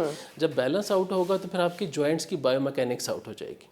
तो जॉइंट की जब बायोमैकेनिक्स आउट होगी तो जॉइंट की जो नॉर्मल लोडिंग मैकेनिज्म है वो फिर बढ़ जाएगा। उसके अंदर फिर जॉइंट में चेंजेस आना शुरू हो जाएंगे। और जॉइंट के अंदर जो सबसे ज़्यादा चेंजेस आएंगी दैट इज़ कार्टिलेज। और अल्लाह ताला ने कार्टिलेज को जो है वो ए वैस्कुलर और ए न्यूरोलॉजिकल बनाया, यानी उसमें कोई नर्व नहीं है। कार्टिलेज की जो डैमेज है वो साइलेंट होगी, आपको महसूस नहीं होगा, क्योंकि उसमें कोई नर्व नहीं है कि आपको महसूस हो, ना उसकी नरिशमेंट है, कोई ऐसी चीज़ है। और ये आपको उस वक्त पता चलता है जब डॉक्टर एक्सरे करवाते हैं और पता चलता है कि आपके जॉइंट का स्पेस रिड्यूस हो गया। एक्चुअली वो कार्टिलेज होता है जो इस एक्सरे में नज़र नहीं आता। जब कार्टिलेज एरोडेड होना शुरू हो जाता है तो आपका जॉइंट स्पेस कम होना शुरू हो जाता है, और उसमें फिर आपकी जो ओरिजिनल बोन्स होती हैं वो बोन्स जो है एक्सपोज होती हैं। बोन बड़ी सेंसिटिव होती हैं, वो न्यूरोलॉजिकली उनमें सेंसर्स होते हैं। वो फिर जब फ्रिक्शन आती है तो फ्रिक्शन की वजह से आपको पेन बहुत ज़्यादा फील होता है, और दूसरा उन बोन्स की जो ऑस्टियोफाइट्स हैं, बॉडी उनमें कैल्शियम डिपॉजिट करती है तो उसमें ऑस्टियोफाइट्स बनते हैं जो हड्डियों के किनारे बढ़ जाते हैं, जो रीमॉडलिंग नहीं हो पाती। तो ये सारी चीज़ें होती हैं। अब जो आपका कार्टिलेज है उसकी नरिशमेंट जो है वो आपका फ्लूइड देता है, जिसको जॉइंट में हम साइनोवियल फ्लूइड कहते हैं। ठीक है। तो ये साइनोवियल फ्लूइड की नरिशमेंट कार्टिलेज के लिए बहुत ज़रूरी है ताकि वो हेल्दी ग्रोथ करे। तो ये एक मैंने छोटी सी आपको एग्जांपल दी। सेकंड जो आपने बात की थी कि उसमें हमारे पास आजकल जो हम अपने क्लिनिकल साइट्स में देख रहे हैं कि फीमेल की जो लाइफ स्टाइल है और जो डाइटरी हैबिट्स हैं उसमें हम दूध नहीं ले रहे, हम कैल्शियम नहीं ले रहे, हम विटामिन डी हमारा प्रॉपर नहीं है, पूरा नहीं है। तो ज़ाहिर है आप कुछ भी ना कर रहे हो, लेकिन अगर आपके अंदर मिनरल्स की डेफिशिएंसी है तो आपकी वो वीक होंगी। कहीं पे भी आप कोई एक्टिविटी करने लगेंगे तो आपकी वो परफॉर्मेंस नहीं रहेगी। एक तो हम डाइट नहीं ले रहे, ऊपर से हम ऐसी चीज़ें ले रहे हैं जैसे कोक हो गई या जितने भी ड्रिंक्स हैं वो आपकी चीज़ों को डैमेज कर रही हैं। तो हम बड़ा इस चीज़ को बड़ा देख रहे हैं कि हमारे पास बहुत यंग एज में फीमेल जॉइंट पेन के साथ आ रही हैं। इसी तरह बच्चों में चूँकि अब हमारे पास जो ग्राउंड एक्टिविटीज़ है वो कम हो गई हैं। बच्चे ज़ाहिर है हमारे बच्चे मोबाइल्स में जो गैजेट्स हैं फिर टीवीज़ के अंदर, तो जब एक तो पैदाइशी नुक्स हो, हम कहते हैं कंजेनिटल कोई प्रॉब्लम है, वो तो एक अलग बात है। लेकिन चूँकि बच्चा अब लोडिंग नहीं कर रहा, देखिए हर एक चीज़ का अपना एक सिस्टम है, बिल्कुल। जब वो लोडिंग नहीं कर रहा तो ज़ाहिर है उसकी जॉइंट उस तरह प्रिपेयर नहीं होंगे। देखिए जब बच्चा बड़ा होता है ना, एक बच्चा कभी खड़ा ही ना हुआ हो तो उसके जॉइंट में वो लोडिंग सेंस डेवलप ही ना हो नहीं होगा। तो जिस एक बच्चा भागता ही ना हो, अब वो पूरे 2-3 महीने नहीं भागा, घर पे ही रहा, अचानक से आप उसे एक दिन पिकनिक पे ले गए, उसने भागना शुरू कर दिया। अब ज़ाहिर उसकी बॉडी उसके लिए प्रिपेयर नहीं है। तो मैं आपकी जो बात थी उसको बिल्कुल 100% एग्री करूँगा कि ये प्रॉब्लम अब इस तरीके से बढ़ती जा रही है। तो कैसे तशखीस कैसे करें कि आया अगर मैंने अपनी डाइट, अपना लाइफस्टाइल जो है वो मैंने मेंटेन नहीं किया, हेल्दी लाइफस्टाइल अडॉप्ट नहीं किया, तो मुझे ये जो जोड़ों का दर्द है ये शुरू हो सकता है और ये वक्त के साथ साथ शिद्दत अख्तियार करके एक ख़तरनाक बन सकता है, यानी कि मेरी खूबसूरत ज़िंदगी को ये बदसूरत बना सकता है। बिल्कुल, जब आपको पेन होता है, दर्द है, दर्द इसकी एक बहुत बड़ी अलामत है कि आपको दर्द होगा, और चूंकि जब आप यंग एज में होते हैं तो आप उसको बियर कर रहे होते हैं, आप बर्दाश्त करते हैं, महसूस नहीं, या थकावट होगी या हल्का फुल्का कुछ इस तरह, तो आप उसको कहते हैं चले हम रेस्ट कर लेते हैं। अब इसमें हमें जो चीज़ हमने महसूस की और हमने लोगों को बताया कि आप अपनी लाइफ को लिमिटेड करते जाते हैं। फॉर एग्जाम्पल आपको सीढ़ियाँ चढ़ने से दर्द हो रहा है, आप अवॉइड कर रही हैं सीढ़ियाँ चढ़ना। आपको जो है वो ज़्यादा चलने से दर्द हो रहा है, ज़्यादा खड़े होने से दर्द हो रहा है, आप चलना। हम ये कहते हैं कि आप अपनी लाइफ को क्यों लिमिटेड करते जा रहे हैं, आप उस प्रॉब्लम को क्यों नहीं सॉल्व कर रहे हैं, जो ये प्रॉब्लम। दूसरी जो हम बात आपसे कहते हैं कि आप जोड़ों के दर्द में मुब्तला होने से पहले कि जोड़ बिल्कुल सूज गए, उनका स्पेस कम हो गया, आपके मसल्स वीक हो गए, फिर आप ट्रीटमेंट के लिए जा रहे हैं, तो why not on the first, पहले तो ये कि आप उससे बचें। बिल्कुल। और उसमें मैंने जब आपसे शुरू में ऐसे हालात ही पैदा ना करें ना, ऐसे हालात ही पैदा ना करें। अगर हालात देखें, हालात पैदा हो सकते हैं। आप एक चलते फिरती मशीन है, आपको एक मशीन किसी वक्त भी ख़राब हो सकती है, आप भी किसी वक्त ख़राब हो सकते हैं। लेकिन अल्लाह ताला ने हमें बहुत ज़्यादा जो है वो एक एहसान तक़वीम के साथ बनाया है, तो बहुत कम चांस होते हैं। लेकिन अगर आपको कुछ होता है तो आप अपने मुआलिज से ज़रूर रुजू करें। ठीक है। आप ऑर्थोपेडिक से, आप अपने स्पेशली फिजियोथेरापिस्ट से जो एक्सरसाइज के एक्सपर्ट होते हैं, आप अपना डायग्नोस कराएं। ठीक है। हम उमन पेशेंट से कहते हैं अगर आपको कोई दर्द हुआ 24 आवर के अंदर वो ठीक हो गया, इट्स ओके। ठीक है। लेकिन अगर आपका pain more than 48 hours persist करता है, there it's mean that there something changes. अच्छा, वो चेंजेस माइनर होंगी। अच्छा, वो माइनर चेंज क्या करेगी, आपके जो मसल बैलेंस है ना उसको अल्टर कर देगी। ठीक है। फॉर एग्जांपल अगर आपका एंकल स्प्रेन हुआ है, मैं आपको एंकल की एग्जांपल, आपका पाँव मुड़ गया, ठीक है। अब उस पाँव मुड़ने से आपके एंकल में जो दर्द है उसकी वजह से आपके उस पाँव पे वजन नहीं डाल रहे, अब एंकल तो इंजर्ड हुआ है लेकिन उसका इफेक्ट नी पे भी आ रहा होगा, तो आप कहते हैं चलो इसका ठीक हो जाएगा, मेडिसिन लेके खा लिए सब, तो हम आपसे ये कहेंगे हम फौरन से मेडिसिन ले लेते हैं ना, जरा सा दर्द होता है। ऐसे ही है। तो हम ये कहते हैं कि आप तशखीस करवाएं, उसको डायग्नोस करवाएं। अच्छा, डायग्नोस करा के जो ट्रीटमेंट है वो आप घर पे भी कर सकते हैं, ऐसे ही जो हम नॉर्मली कर भी रहे होते हैं। लेकिन अगर आपको पता ही नहीं है कि प्रॉब्लम क्या है, क्योंकि बाज़ जगहों पे ऐसा होता है कि हमें एक्सरे रिक्वायर्ड होते हैं, बाज़ जगहों पे हमें एमआरआई रिक्वायर्ड होती है ताकि हम उस स्ट्रक्चर को देख सकें जो डैमेज हुआ है। कुछ को इलाज आप 80% जो चीज़ें हैं वो आप घर पे उसको इलाज कर सकती हैं अगर आपको तशखीस पता चलती। फॉर एग्जांपल ये मुकम्मल तौर पे आपने तशखीस करवा ली, मुआयना करवा फॉर एग्जांपल आपकी वो कोई मसल जो है वो टाइट हो गया, ठीक है, तो उसकी स्ट्रेचिंग है, आपका फिजियोथेरेपिस्ट आपको स्ट्रेचिंग एक्सरसाइज बता देगा, आप घर में करती रहेंगी, तो ऐसा कोई इशू नहीं है कि एक लॉन्ग टर्म ट्रीटमेंट है। प्रॉब्लम कहाँ पे आती है कि जब आप अपनी इंजरी को या अपनी प्रॉब्लम को क्रोनिक करके मालिज के पास जाती है, बिल्कुल वहाँ पे, क्योंकि फिर वहाँ पे बहुत सारी चीज़ें डेवलप हो जाती हैं और फिर आपके पास आप ये भी कहती हैं कि एक बीमारी नहीं 10 चीज़ों को साथ लेके चीज़ें साथ, फिर आप ये कहते हैं हमें जल्दी से ठीक कर दें। हाँ, फिर जल्दी भी ठीक होना, बीमार होने में आपने वक्त लिया, बीमारी को आपने एक लंबा कर दिया, अच्छा उसको खींच लिया, अब आप कह रहे हैं कि हम दिनों में जो है वो ठीक हो जाए। जैसे बीमारी शुरू होती है हम कोई ना कोई घरेलू टोटका करना शुरू कर देते हैं डॉक्टर के पास जाने से पहले, तो ये घरेलू टोटके काम आते हैं? देखिए बिल्कुल काम आते हैं, लेकिन मेरी बात सुनिएगा, अब आप बहुत सी वीडियो देखते होंगे ना, हकीम साहब कहते हैं कि ये दवाई खा लें आप बिल्कुल ठीक हो जाएंगे, होम्योपैथिक कहते हैं ये मेडिसिन ले लें, फिजियोथेरेपिस्ट कहते हैं ये एक्सरसाइज कर लें। आजकल हमें जो फेस हो रहा है ना, एक चीज़ बहुत जिसका हमने खुद डायग्नोज किया, सेल्फ एक्सरसाइज इंजरीज। आपको पता है कि आपने यूट्यूब खोली, आपने कुछ खोला, आपको सामने एक ट्रेनर मिल रहा है, देखिए वो जो एक्सरसाइज कर रहा है ना वो काफ़ी अरसे से कर रहा है, आपकी बॉडी उसके लिए प्रिपेयर है कि नहीं, आप उसको देख के आप कहती हैं अच्छा मैंने भी वेट कम करना है, मैंने भी अपनी इस प्रॉब्लम से बचना है, तो मैं वो एक्सरसाइज करूँ, लेकिन आपकी बॉडी प्रिपेयर नहीं होती, आप वहाँ इंजरी करती हैं। सेकेंड, देखें हमारी बॉडी के अंदर 4-5 चीज़ें, आपका जॉइंट है, आपके मसल्स हैं, आपकी नर्व्स हैं, आपका फेशिया है, आपका बैलेंस है बॉडी का, और कोऑर्डिनेशन है, सारी चीज़ें जिसमें ब्रेन इन्वॉल्व हो जाता है। अगर कोई केमिकल डेफिशिएंसी है ना, आपको केमिकल की, कैल्शियम की डेफिशिएंसी है, विटामिन डी की, तो आप वो ले लेंगे। लेकिन अगर आपको कोई इंजरी, मसल या कोई ऐसी चीज़ इंजर्ड है तो उसको आप हीलिंग करवाएंगे, ठीक है, प्रॉपर हीलिंग करवाएंगे। तो ऐसा नहीं होता कि बहुत, आपने देखा होगा बहुत सारे टोटकों में आराम आ जाता है, बहुत जगहों पे नहीं आता, और बहुत जगहों पे एक बंदा कहता है यार मुझे ये प्रॉब्लम हुई थी, मैंने ये किया था, मैं ठीक हो गया, आप ठीक हो जाए। तो ये हम इस नतीजे पे पहुँचे हैं आफ्टर द रिसर्च कि 100 अगर 2 सेम एज के patient, same injury, same profession, लेकिन ट्रीटमेंट डिफरेंट होगी। अच्छा, हो सकता है आप मेरे पास 2 फीमेल आई, दोनों जो है वो 40 इयर्स की हैं, दोनों हाउस वाइफ हैं, दोनों को जॉइंट्स पेन है, लेकिन एक की डाइट अच्छी है, एक की डाइट नहीं अच्छी, एक का लाइफ स्टाइल डिफरेंट है, वो एक्सरसाइज भी करती है, दूसरी एक्सरसाइज नहीं करती, एक को कंजेनिटल कोई प्रॉब्लम था, उसको बचपन से एक इशू था, दूसरी को नहीं था।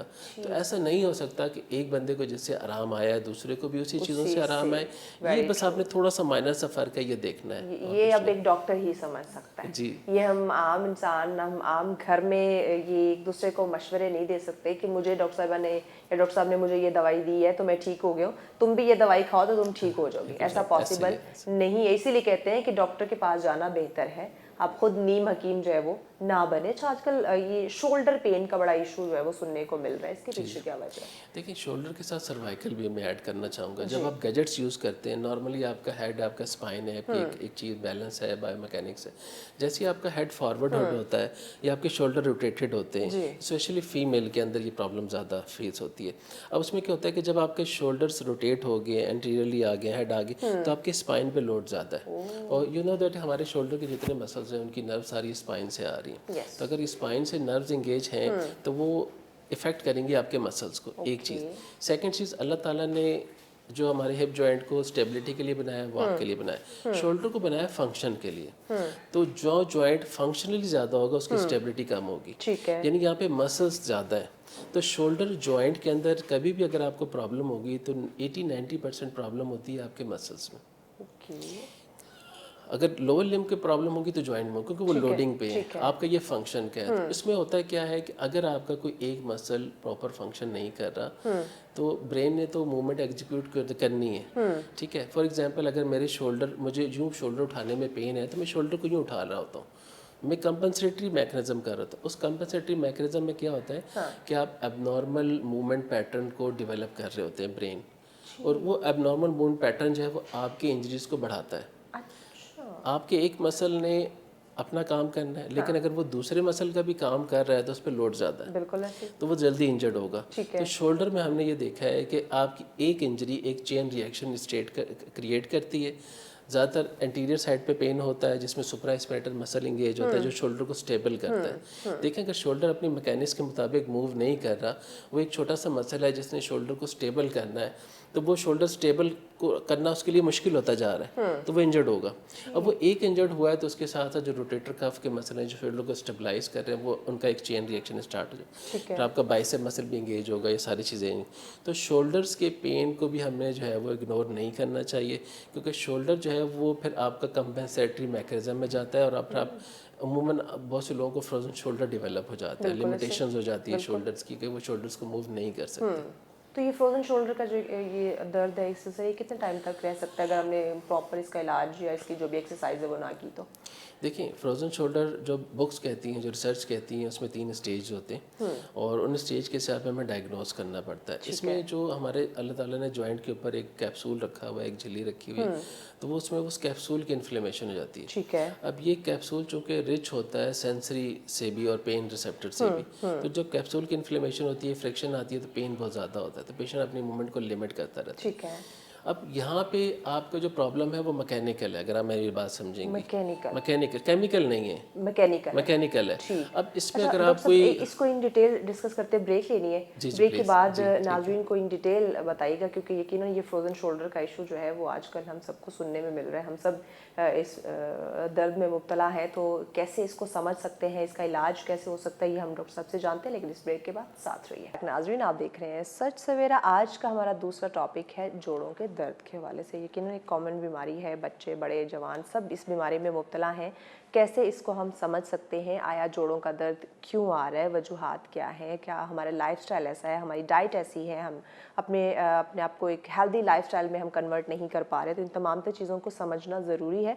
डॉक्टर साहब हमारे साथ हैं, उनसे हम जान रहे हैं फ्रोजन शोल्डर के हवाले से आप हमें बता रहे थे। जी, इसमें मैं आपसे बात कर रहा था कि ये फ्रोजन शोल्डर आपके पास एक मैकेनिकल इशू मतलब फॉर एग्जांपल आप कोई हकीमी दवाई, आप कोई मेडिसिन, क्योंकि इन्फ्लेमेशन नहीं है वहाँ पे, इन्फ्लेमेशन अगर थी भी थी वो ख़त्म होगी। ठीक है। अब आपकी रेंज आपने बढ़ानी है, रेंज इंक्रीज करना है। पेन है तो पेन किलर्स आप खाएंगे, तो पेन किलर्स आपका पेन महसूस नहीं होने देंगी, वो रेंज नहीं बढ़ाएंगी। रेंज क्योंकि आपका एक स्ट्रक्चर है वो काफ़ी अरसे से लिमिटेड हुआ है, उसको फिर हमें क्या करना पड़ेगा, उसकी लेंथ जो कंप्रोमाइज़ हुई है उसको इन्हांस करना है। अगर मेरा मसल एक टाइट है तो ज़ाहिर है वो मेरे शोल्डर्स को उस तरह मूव नहीं करेगा, तो जब मैकेनिकल है तो उसको मैकेनिकली हम ट्रीट करेंगे। मैकेनिकली हमारे पास ट्रीटमेंट ये होती है कि हम जॉइंट को मोबिलाइज करते हैं। हम अगर कोई मसल टाइट हो गया है, शॉर्ट हो गया है, तो उसकी लेंथ को मेंटेन करते हैं।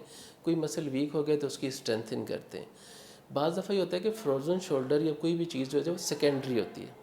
अच्छा। आपको सर्वाइकल रेडिकुलोपैथी है, सर्वाइकल का पेन है जो नीचे आ रहा है, उसकी पेन की वजह से आपको फ्रोजन शोल्डर हो गया।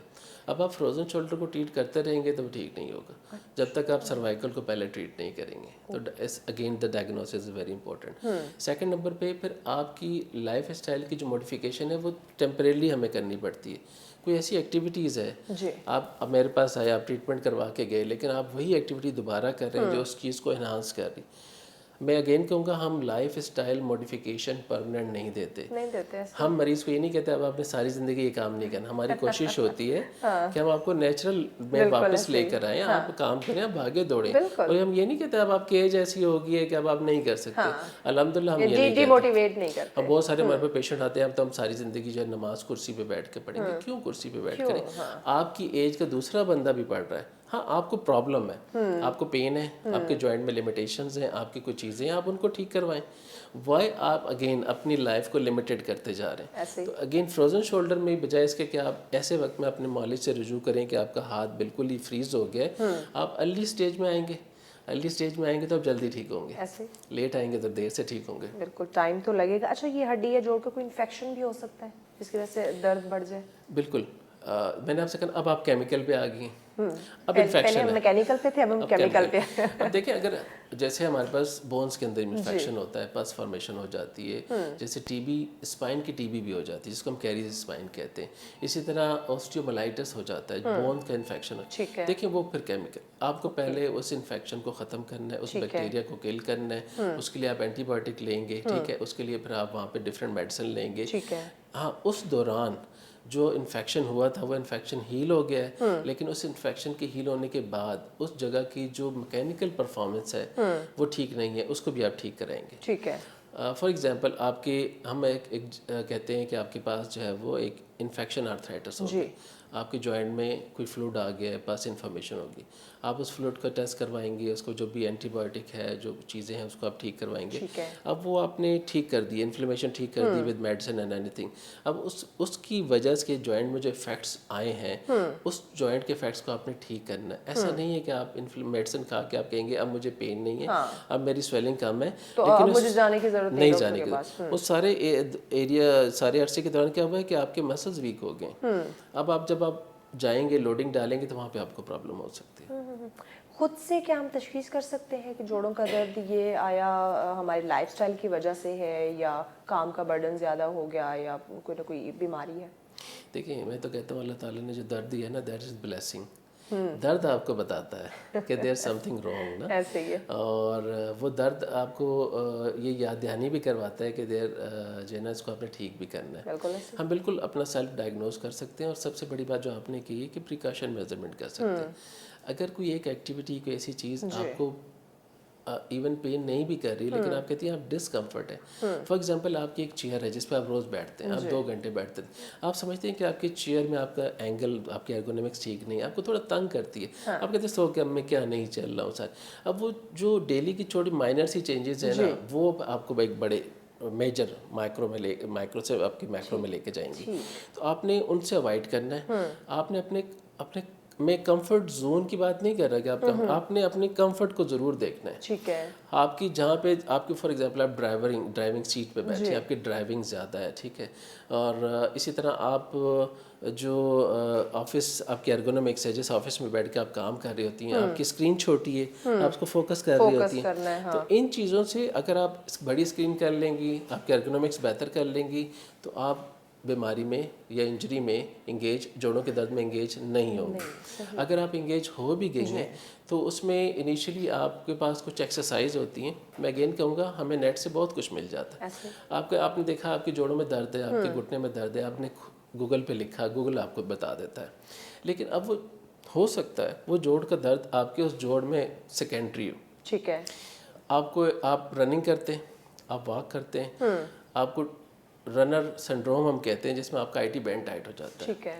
अब वो पहले आपका आईटी बैंड टाइट हुआ है, फिर आपके जॉइंट इफेक्ट हुए हैं।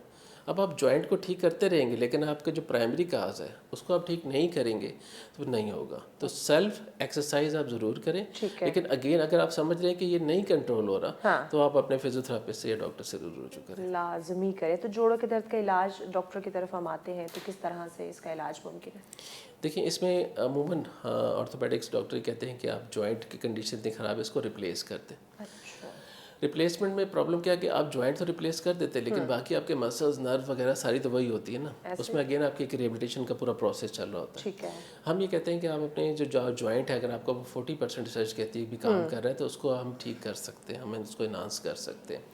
इसमें डिफरेंट हमारे पास ऑप्शंस हैं। पहला ऑप्शन ये होता है कि हमारे पास डिफरेंट किस्म के इंजेक्शंस हैं, ठीक है, जिसमें हमारे पास एंटी इन्फ्लेमेटरी इंजेक्शंस होते हैं, स्टेरॉइड्स इंजेक्शन हम देते हैं। हमारे पास जेल इंजेक्शंस होते हैं जो अंदर साइनोवियल फ्लूइड होता है, हाइलोनिक एसिड, जिससे कार्टिलेज ग्रोथ करता है। फिर हमारे पास एक पीआरपी तरीका है जिसमें आपका ही खून लेके उसी का प्लाज्मा हम इंजेक्ट करते हैं। हम प्लेटलेट रिच प्लाज्मा होता है जिसमें एक हीलिंग कैपेसिटी ज़्यादा होती है, ग्रोथ फैक्टर ज़्यादा होते हैं, वो आपके इन्हांस कर रहे होते हैं। फिर आपके जो जॉइंट की अगर लिमिटेशंस हैं तो उस जॉइंट को मोबिलाइज करते हैं। फिर आपके अगर जॉइंट का मसल कोई टाइट है तो उसकी स्ट्रेचिंग एक्सरसाइज, फिर कोई मसल्स वीक है तो उसकी स्ट्रेंथिंग एक्सरसाइज, फिर आपकी जॉइंट्स की मैकेनिक्स को बेहतर करते हैं, फिर आपका बैलेंस बेहतर करते हैं। अच्छा। फिर आपका कोऑर्डिनेशन है। ये सारी चीज़ें मैं इसलिए रिपीट कर रहा हूँ कि इतना आसान नहीं है कि आपकी जॉइंट में दर्द है, आपने 2 पैराडोल ली, वक्ती आराम आ गया, कल फिर पैराडोल ली, परसों आपको 4 लेनी पड़ेंगी। कुछ और लेनी पड़ेंगी। ऐसे ही। और कुछ लोग तो ऐसे हैं वो तो मुसलसल मेडिसिन पे रहते हैं रहते और खुद एक अनफॉर्चुनेटली हम खुद सेल्फ मेडिकेशन पे होते हैं बिल्कुल कि अच्छा ये दवाई मैंने खा ली थी, पेन किलर लिया है, मुझे आराम आ गया, तो मुझे डॉक्टर के पास जाने की क्या ज़रूरत है। लेकिन डॉक्टर की तरफ जाना, बर वक्त रुजू करना बहुत ज़्यादा इम्पॉर्टेंट है, जो कि हम नहीं समझते। एक दफ़ा अगर हम डॉक्टर की तरफ जाते हैं, इलाज करवा लेते हैं, मेडिसिन का इस्तेमाल करवा लेते हैं, क्या बाद में अपने लाइफस्टाइल को बदलना भी इम्पॉर्टेंट हो जाता है? बिल्कुल। अगर कोई लाइफ स्टाइल जो आपके उस जॉइंट को इफेक्ट कर रहा है, फॉर एग्जांपल आप बैठी हैं, सिटिंग है, आपका हिप और नी का एक एंगल होना चाहिए। अगर आपकी हिप का एंगल नीचे है या अगर आपका नी का एंगल नीचे है तो आपके जॉइंट पे स्ट्रेस आ रहा होगा और आप बैठे हुए हैं, आप कुछ भी नहीं कर रहे लेकिन आप जॉइंट पे स्ट्रेस को बढ़ा रहे हैं। तो उसके लिए हम कहते हैं कि आपका जो एर्गोनॉमिक्स है, बैठने का स्टाइल है वो ठीक। आपने एक दफ़ा ट्रीटमेंट करवा दी है तो आपने उसको मेंटेन रखना है। उसको मेंटेन रखने के लिए आपने एक तो जो एक्सरसाइज आपको दी गई, लापरवाह नहीं होना कि इलाज हो गया अब दोबारा दर्द नहीं होगा, क्योंकि ये एक बहुत मेजर प्रॉब्लम है कि अक्सर हमारे पेशेंट्स आते हैं कि डॉक्टर साहब दोबारा हो गया फिर से। हाँ, हम कहते हैं भाई एक तो हमने जो आपको एक्सरसाइज बताई थी वो आपने नहीं की है कि नहीं की। सेकंड हमने आपको थोड़ी सी लाइफ स्टाइल मॉडिफिकेशन बताई थी, वो आपने की नहीं की। फिर हमने आपसे कहा था कि आपने फॉलो अप में रहना है, मतलब हम आप मंथ के एक में आफ्टर 6 मंथ आ जाएं, बजाय इसके कि आप ज़्यादा प्रॉब्लम के साथ आए, आपको फील होता है। तो अगर आप इसको फॉलो करेंगे तो होपफुली कि आपको दोबारा नहीं होगा। कितना ज़रूरी है अपनी डाइट पे फोकस करना, स्पेशली आजकल के हालात जब हम देखें कोई फिजिकल एक्टिविटी नहीं है? देखिए, फिजिकल एक्टिविटी का कोई नेबुल बदल नहीं है। हम आपसे कहेंगे नहीं भाई आप चलें, आप नहीं चाहते तो आप डाइट कम कर लें, आप अपनी कैलोरीज कम कर दें, नहीं, क्योंकि आपकी जो डाइट है, कैलोरीज है, वो आपकी एनर्जी लेवल है, लेकिन जो जॉइंट है ना उसको लोडिंग चाहिए, उसकी स्ट्रेच।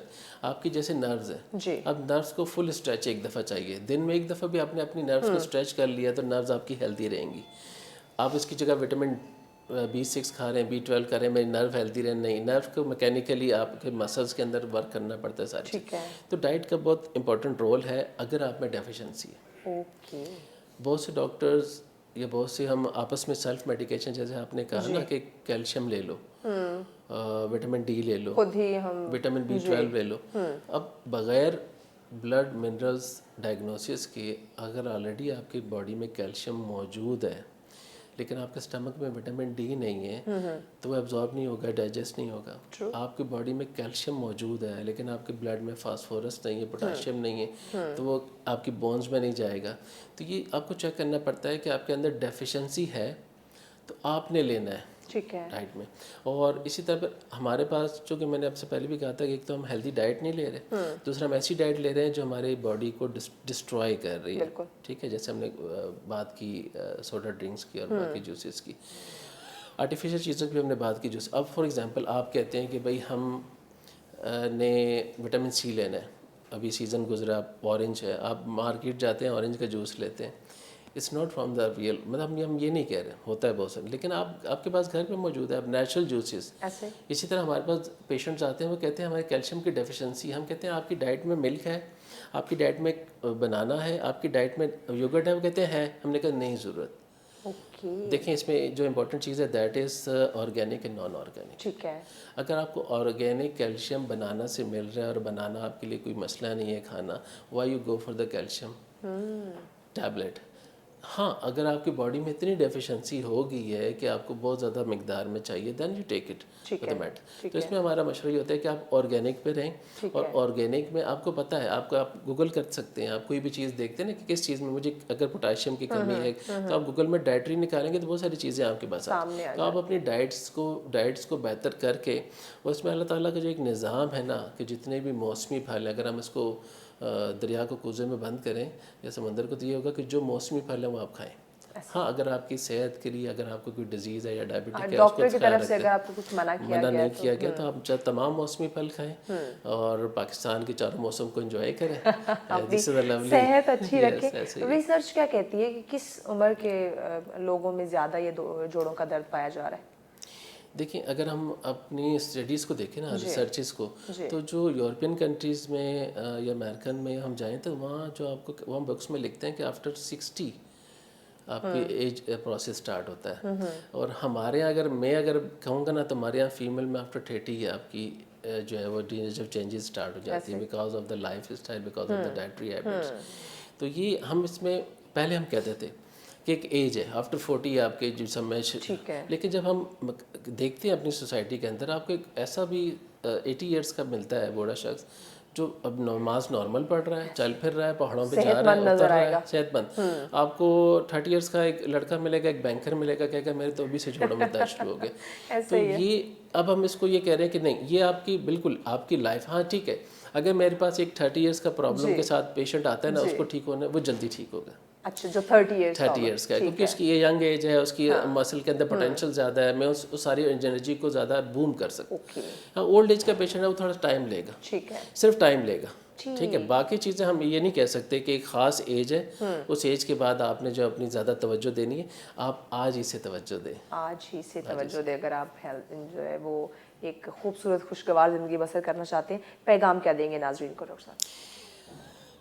खुश रहें, सबसे पहले हेल्दी डाइट लें और फिज़िकली एक्टिव रहें, और अपने तमाम रिश्तेदारों से, दोस्तों से अच्छे ताल्लुकात बना के। क्या बात है, बहुत शुक्रिया डॉक्टर साहब, वक्त दिया आपने। यकीनन नाज़रीन, अगर आप एक अच्छी लाइफ गुजारना चाहते हैं तो थोड़ी सी अपने लाइफस्टाइल को चेंज करना होगा, हेल्दी लाइफस्टाइल अडॉप्ट करना होगा, क्योंकि ये जोड़ों की दर्द की जहाँ तक हम बात करें, ये हर घर की ये कहानी है, हर घर में ये इशू जो है वो हमें सुनने को मिलता है। बच्चों में देखें या नौजवानों में देखें, बड़ों में, बुज़ुर्गों में, सब में पाया जा रहा है। वजह एक तो हम डॉक्टर की तरफ नहीं जाते, सेल्फ मेडिकेशन पे आ जाते हैं, अपने डाइट अच्छी नहीं करते, तो इस वजह से ये इश्यूज़, ये बीमारियां हम में पाई जाती हैं। तो ख़त्म भी हम खुद ही कर सकते हैं, क्योंकि हमारी ही अपनी क्रिएट की हुई होती हैं। तो अगर आप खूबसूरत ज़िंदगी गुजारना चाहते हैं तो ये आज अभी जो डॉक्टर साहब ने हमें चीज़ें बताई, जो एहतियात बताई, जो मेडिकेशन बताई, उस पर अमल करना बहुत ज़्यादा ज़रूरी है। ब्रेक की जाने बढ़ना है, ब्रेक के बाद अगला टॉपिक भी बहुत अहम है, वो डिस्कस करते हैं, लेकिन एक शॉर्ट ब्रेक के बाद। साथ में नाज़रीन, आप देख रहे हैं सच सवेरा। आज का अगर मैं कहूँ पूरा शो ही आपकी सेहत के मुतालिक है तो गलत नहीं होगा, क्योंकि हम डिफरेंट डिजीज़ पे हम डिस्कशन कर रहे हैं। डॉक्टर साहब हमारे साथ तशरीफ़ फरमा है और हम उनसे जान रहे हैं मुख्तलिफ बीमारियों के हवाले से। अभी एक ऐसी बीमारी जिसकी अगर मैं बात करूँ तो ये भी कॉमन ही है, हम बात करते हैं अपने गुर्दों के हवाले से, तो उसकी बहुत सारी इश्यूज़, दर्द की अलामात, पथरी, ऑपरेशन या बहुत सारे ऐसे इश्यूज़ हमें सुनने को मिलते हैं। अब हम उसके जो बेसिक वजूहात है उस पर हम नहीं जाते, या अलामात क्या हो सकती है कि आया वाकई ही हम गुर्दे की बीमारी में मुब्तला हैं, या कोई हमारी डाइट की वजह से या कोई ऐसी रूटीन हो गई जिस वजह से हमें कोई ना कोई इशू हो रहा है। और इसका इलाज, मुकम्मल इलाज, इसकी तशख़ीस बहुत ज़्यादा ज़रूरी है, जिसमें हम लापरवाही कर देते हैं और ये इशू, ये बीमारियाँ जो हैं वो बढ़ना शुरू हो जाती हैं और फिर लाइलाज भी अनफॉर्चुनेटली हो सकती हैं।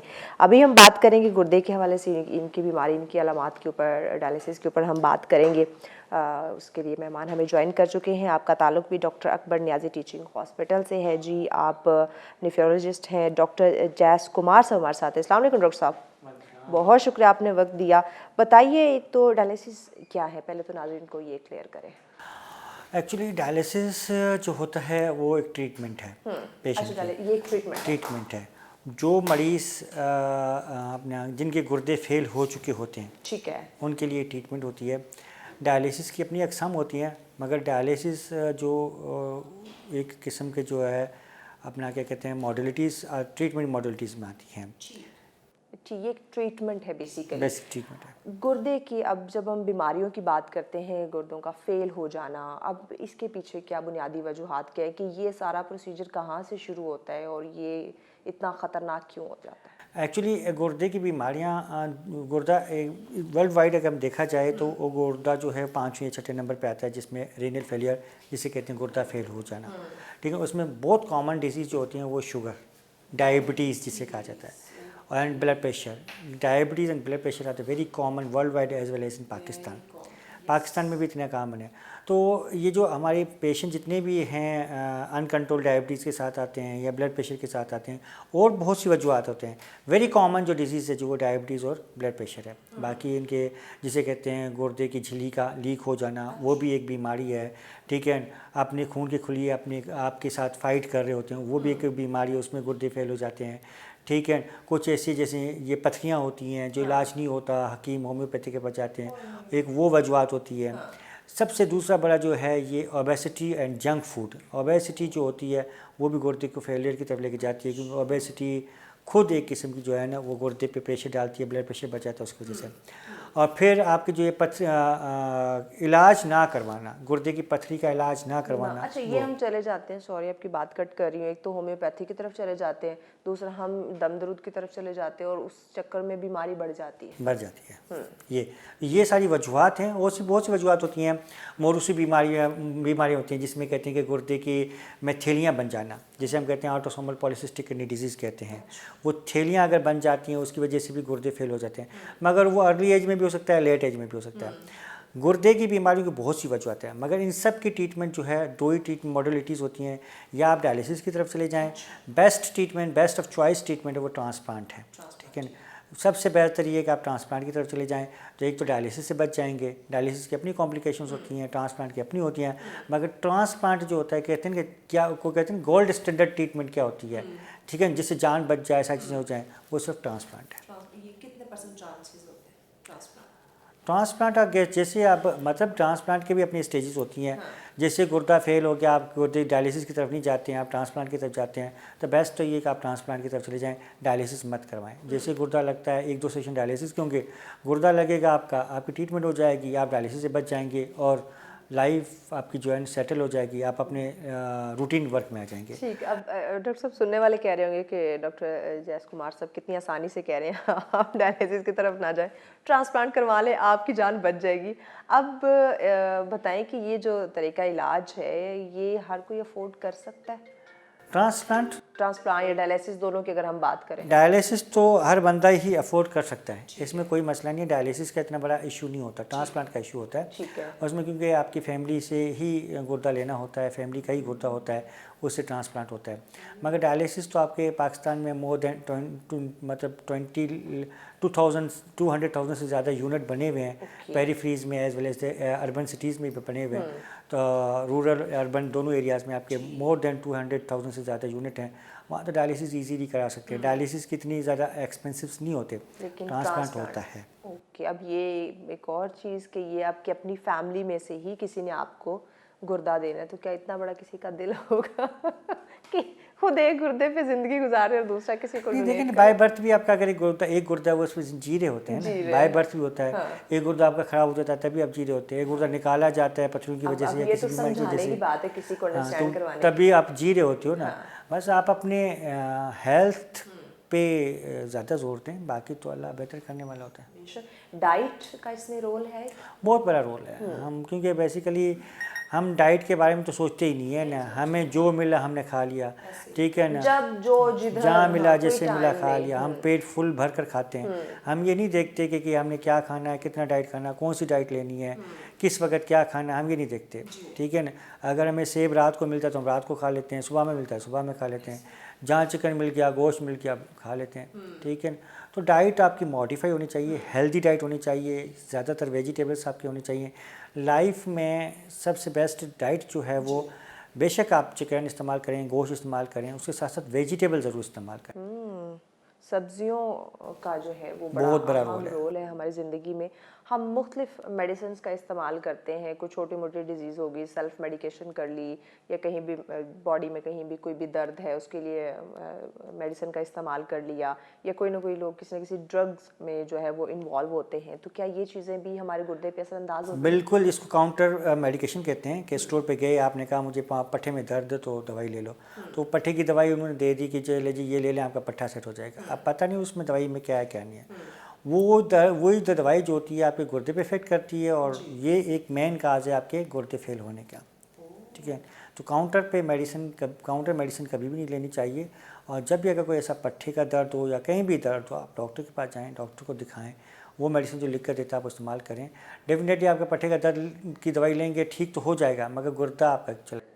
एक्चुअली हम बजाय डॉक्टर के पास जाने हम उस पे जाते हैं, किसी भी फार्मेसी पे मेडिसिन लेना आसान समझते हैं। बिल्कुल, अगर डॉक्टर के पास जाएंगे उसकी फीस जो देनी है उतने में तो दवाई आ जाए। बिल्कुल ऐसे ही एक माइंडसेट है ये हमारा। तो इसको हम कैसे बदलें, यानी कि अवेयरनेस आप क्या समझते हैं कि हमारे मुल्क में हम बात करते हैं कि सोशल मीडिया पे तो हर चीज़ की भरमार है, तमाम इंफॉर्मेशन आपको मिल जाती है, तो क्या इंसानी सेहत के हवाले से या तमाम तर डिजीज़ के हवाले से अगर हम सिर्फ गुर्दे की बात कर लें, तो इससे रिलेट करती जितनी भी चीज़ें हैं जो गुर्दे को मुतासिर कर सकती हैं या जो हमारी इंसानी सेहत की हेल्थ, मतलब एक हेल्थ के लिए अच्छी चीज़ है, उसकी अवेयरनेस क्रिएट की जा रही, बताया जा रहा है लोगों को। बेसिकली हमारे इकोनॉमिकली हालात और वैसे भी हालात आप देख लें, पॉवर्टी हमारे मुल्क में बहुत ज़्यादा है, ठीक है ना। वो पॉवर्टी के हिसाब से गवर्नमेंट सेक्टर में भी कुछ ऐसी चीज़ें हैं जो नहीं होती है, प्राइवेट सेक्टर में होती है।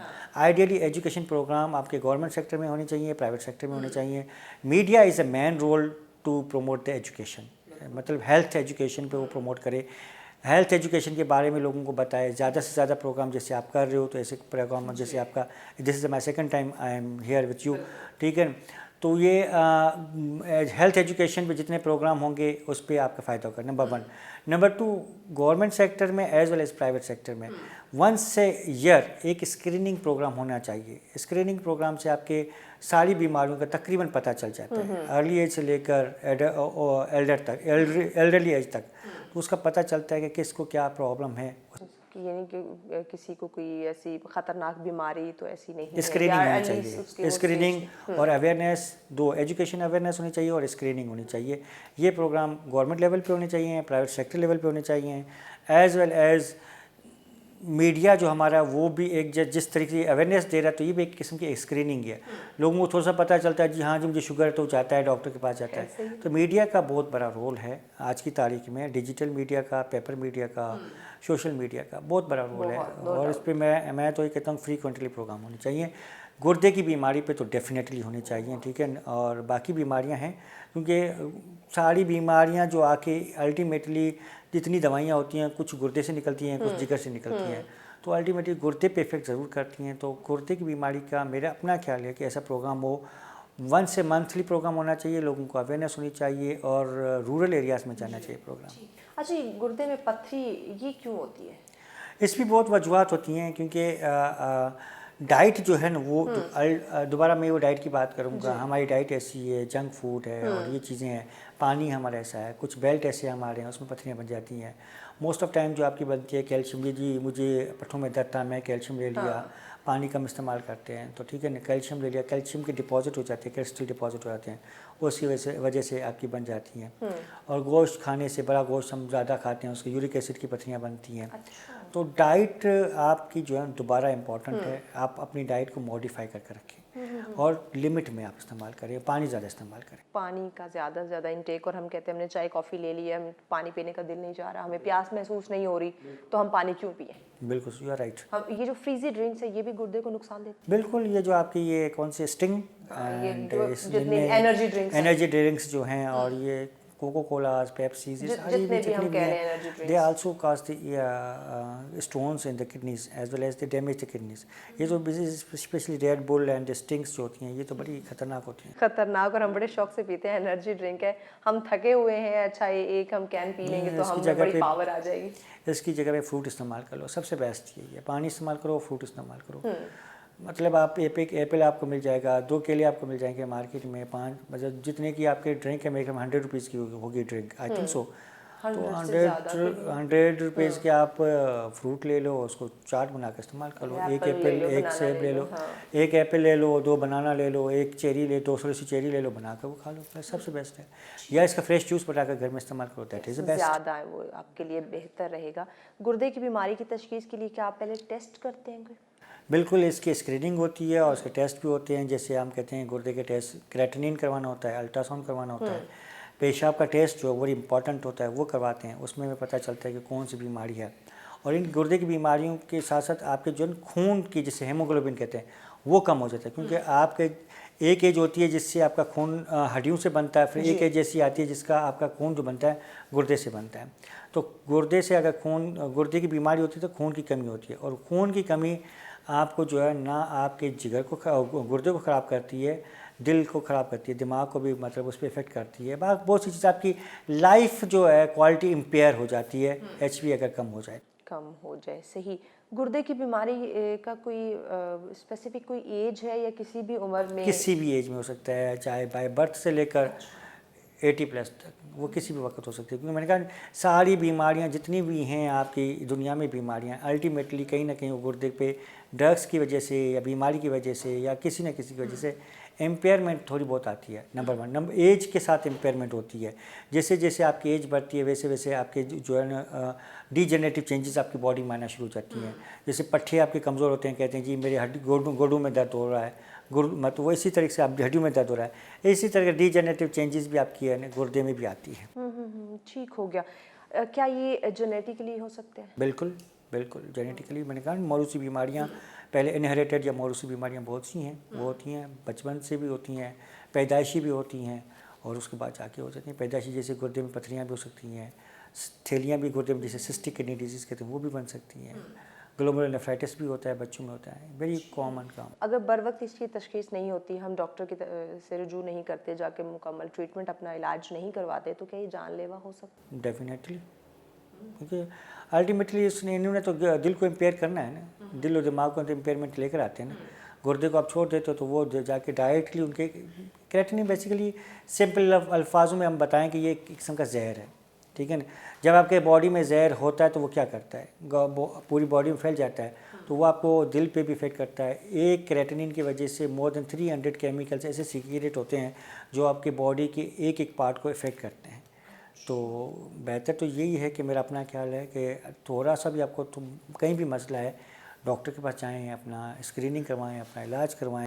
अगर अर्ली डायग्नोज हो जाए तो बेहतर है, बर्डन कम हो जाएगा ना, आपका बर्डन आपकी फैमिली पे भी कम होगा एंड आपकी गवर्नमेंट पे भी कम होगा, एज वेल एज सेहत बहुत अच्छी रहेगी आपकी। हाँ। सबसे बड़ी इंपॉर्टेंट आपकी सेहत है, ठीक है। तो आप, क्योंकि आप सिर्फ एक बंदे की वजह से पूरी फैमिली कंप्रोमाइज़ होती है। yes, और एक बंदे की वजह से पूरा सिस्टम आपका कंप्रोमाइज़ हो जाता है।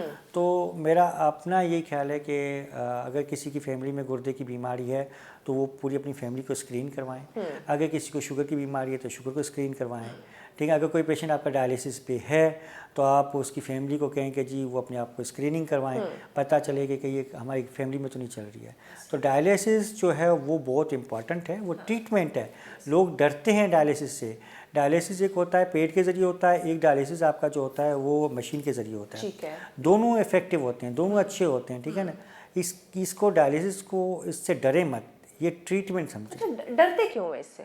बस इससे लोगों का खौफ होता है ना, उसका फलाने का बंदा ये फोत हो गया था, ये बंदा फोत हो गया था, मेरी फैमिली में था तो ये हो गया था। आस पास के लोग हमारे जो होते हैं वो डराते हैं, मगर वो जितना डिले करोगे डायलिसिस उतना ही आपका जो है प्रॉब्लम होगा।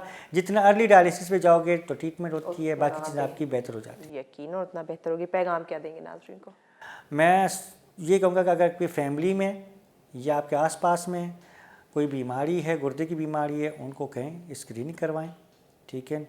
और जब भी पता चले तो डॉक्टर के पास जल्दी आप जाएं, अपना इलाज बर वक्त करवाएं और हेल्दी डाइट इस्तेमाल करें। बहुत शुक्रिया डॉक्टर जैस कुमार साहब, अपने वक्त दिया। ये कि ना नाज़रीन, कोई भी बीमारी उसको आप छोटा ना समझें, लापरवाही ना करें और आप एहतियात करें तो इलाज से बेहतर है। लेकिन अगर आपने लापरवाही कर दी है तो बर वक्त फिर आप डॉक्टर से रुजू करें, इलाज करवाएं, मुकम्मल इलाज करवाएं, इलाज को छोड़ना नहीं है और अपने लाइफस्टाइल को बेहतर करने की कोशिश करें ताकि आप तमाम तरीन बीमारियों से दूर रह सकें। ब्रेक की जानिब बढ़ना है। ब्रेक के बाद अगला सेगमेंट में इंटरेस्टिंग है, अहम है, आपकी सेहत के हवाले से है, वो डिस्कस करते हैं, लेकिन इस ब्रेक के बाद। बैक नाज़रीन, आप देख रहे हैं सच सवेरा। हमारा ये सेगमेंट बहुत ही अहम है जिसमें हम डिस्कशन करने जा रहे हैं। आपने देखा होगा मुख्तलिफ हम डेज या मुख्तलिफ वीक्स हम सेलिब्रेट कर रहे होते हैं।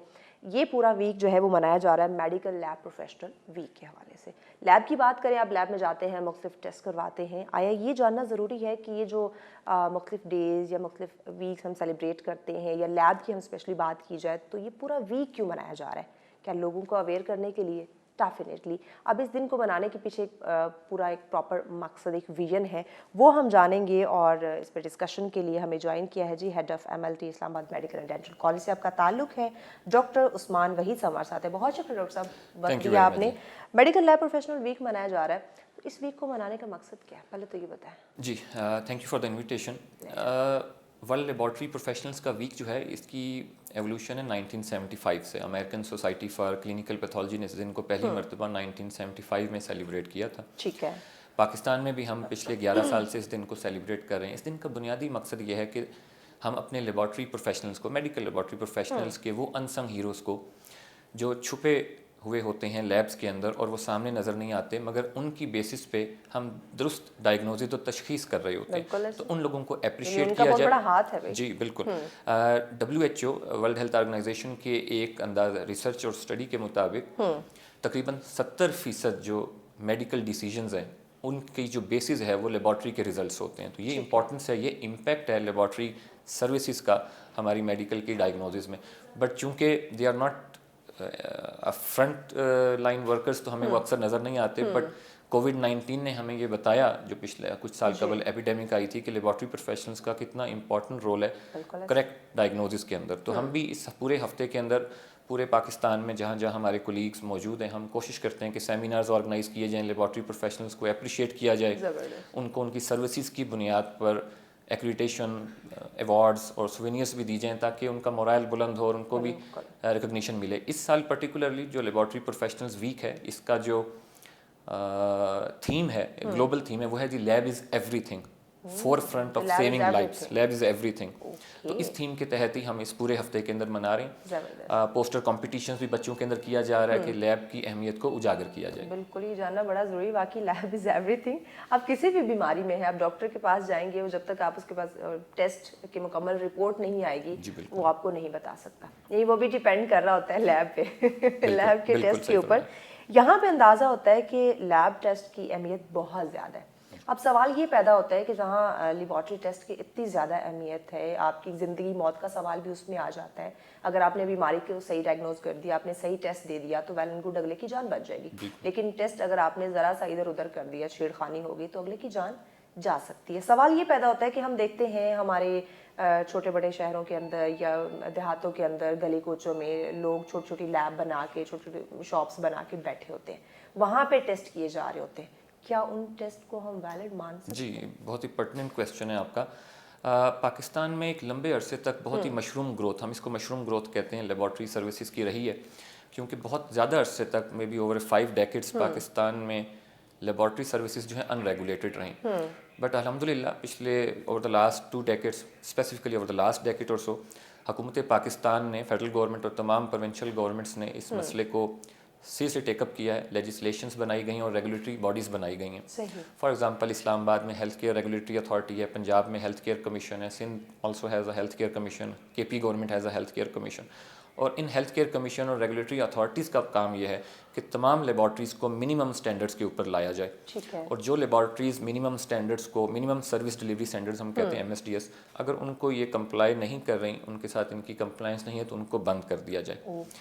तो अब ये तमाम अथॉरिटीज़ जो हैं वो डिफरेंट लेवल ऑफ ऑपरेशंस पर हैं। For example Punjab health care commission सबसे पहले बना था, उसके ऑपरेशंस काफ़ी ज़्यादा एडवांस स्टेज पर हैं। Islamabad health care regulatory authority भी बहुत एडवांस काम कर रही है और काफ़ी ज़्यादा प्रोग्रेस कर चुके हैं। तो लोगों को ये मालूम होना चाहिए, हमारे जो सामीन हैं, कि जब भी उनको लैब के हवाले से टेस्टिंग करवानी हो तो वो ये ज़रूर देखें कि वो लेबॉर्ट्री जो है वो एक्रेडिटेड है, लाइसेंस्ड है, रजिस्टर्ड है। यूजुअली जब ये लाइसेंस्ड होती हैं लेबॉर्ट्रीज, तो वो डिस्प्ले करती हैं अपनी रिसेप्शन के ऊपर अपना लाइसेंस सर्टिफिकेट, तो वो ज़रूर देखें टेस्टिंग कराने से पहले। कॉस्ट पे बिल्कुल ना जाएं, क्योंकि यूजुअली लोग ये देखते हैं कि जहाँ पे कम सस्ता हो रहा हो, स्पेशली हम देहातों की बात करें, वहाँ तो लोग ज़्यादा ये देख रहे हैं पैसे कौन से लेबॉर्ट्री वाला कम लेगा। तो क्वैक्स जहाँ और बहुत सारी फील्ड्स में आ चुके हैं, वो हमारी लेबॉर्ट्री की पैथोलॉजी की फील्ड में भी क्वैक्स बहुत ज़्यादा कॉमन हो गए हैं। तो लोगों को ये देखना होगा। इस्लामाबाद की जैसी हेल्थ केयर अथॉरिटी है, इन्होंने भी बड़ी लेबॉर्ट्रीज़ जो भी हैं, जो पब्लिक प्राइवेट की जो अच्छा काम करी है, उनको लाइसेंस अवार्ड किया है। इसके अलावा ISO सर्टिफिकेशंस भी अवेलेबल हैं, जो दुनिया की टॉप मोस्ट स्टैंडर्ड्स हैं, जिनको फॉलो किया जाता है। फॉर एग्जांपल यहाँ पे doctor Akbar Niazi teaching hospital is also ISO 15189 certified. तो इस तरह की और बहुत सारी अच्छी लेबॉर्ट्रीज़ जो हैं, पहले लोग मालूमात लें और फिर जाएं, क्योंकि अगर दुरुस्त लेबॉर्ट्री के रिपोर्ट्स आएंगी, उसी की बेसिस पे डॉक्टर आपकी दुरुस्त तशखीस कर सकते हैं। Very true, very true. अच्छा, यहाँ पे हम देखते हैं, बात करते हैं मुख्तलिफ शोबा ज़िंदगी के, हर इंसान की अपनी चॉइस होती है, उसमें जाना चाहता है। हम डॉक्टरी की बात करते हैं, इसको लेकर लोगों का एक अलग माइंडसेट है। हम लैब की बात करें, उसको लेकर लोगों का अलग माइंडसेट है। इन शॉर्ट अगर मैं बात करूँ तो मुआशी लिहाज से वो चाहते हैं कि हम स्ट्रॉन्ग हो जाएंगे फाइनेंशियली तौर पे। तो क्या ठीक है अगर वो इस शोबे में आना चाहते हैं, अपनी एक लैब ओपन करना चाहते हैं, वेल एंड गुड।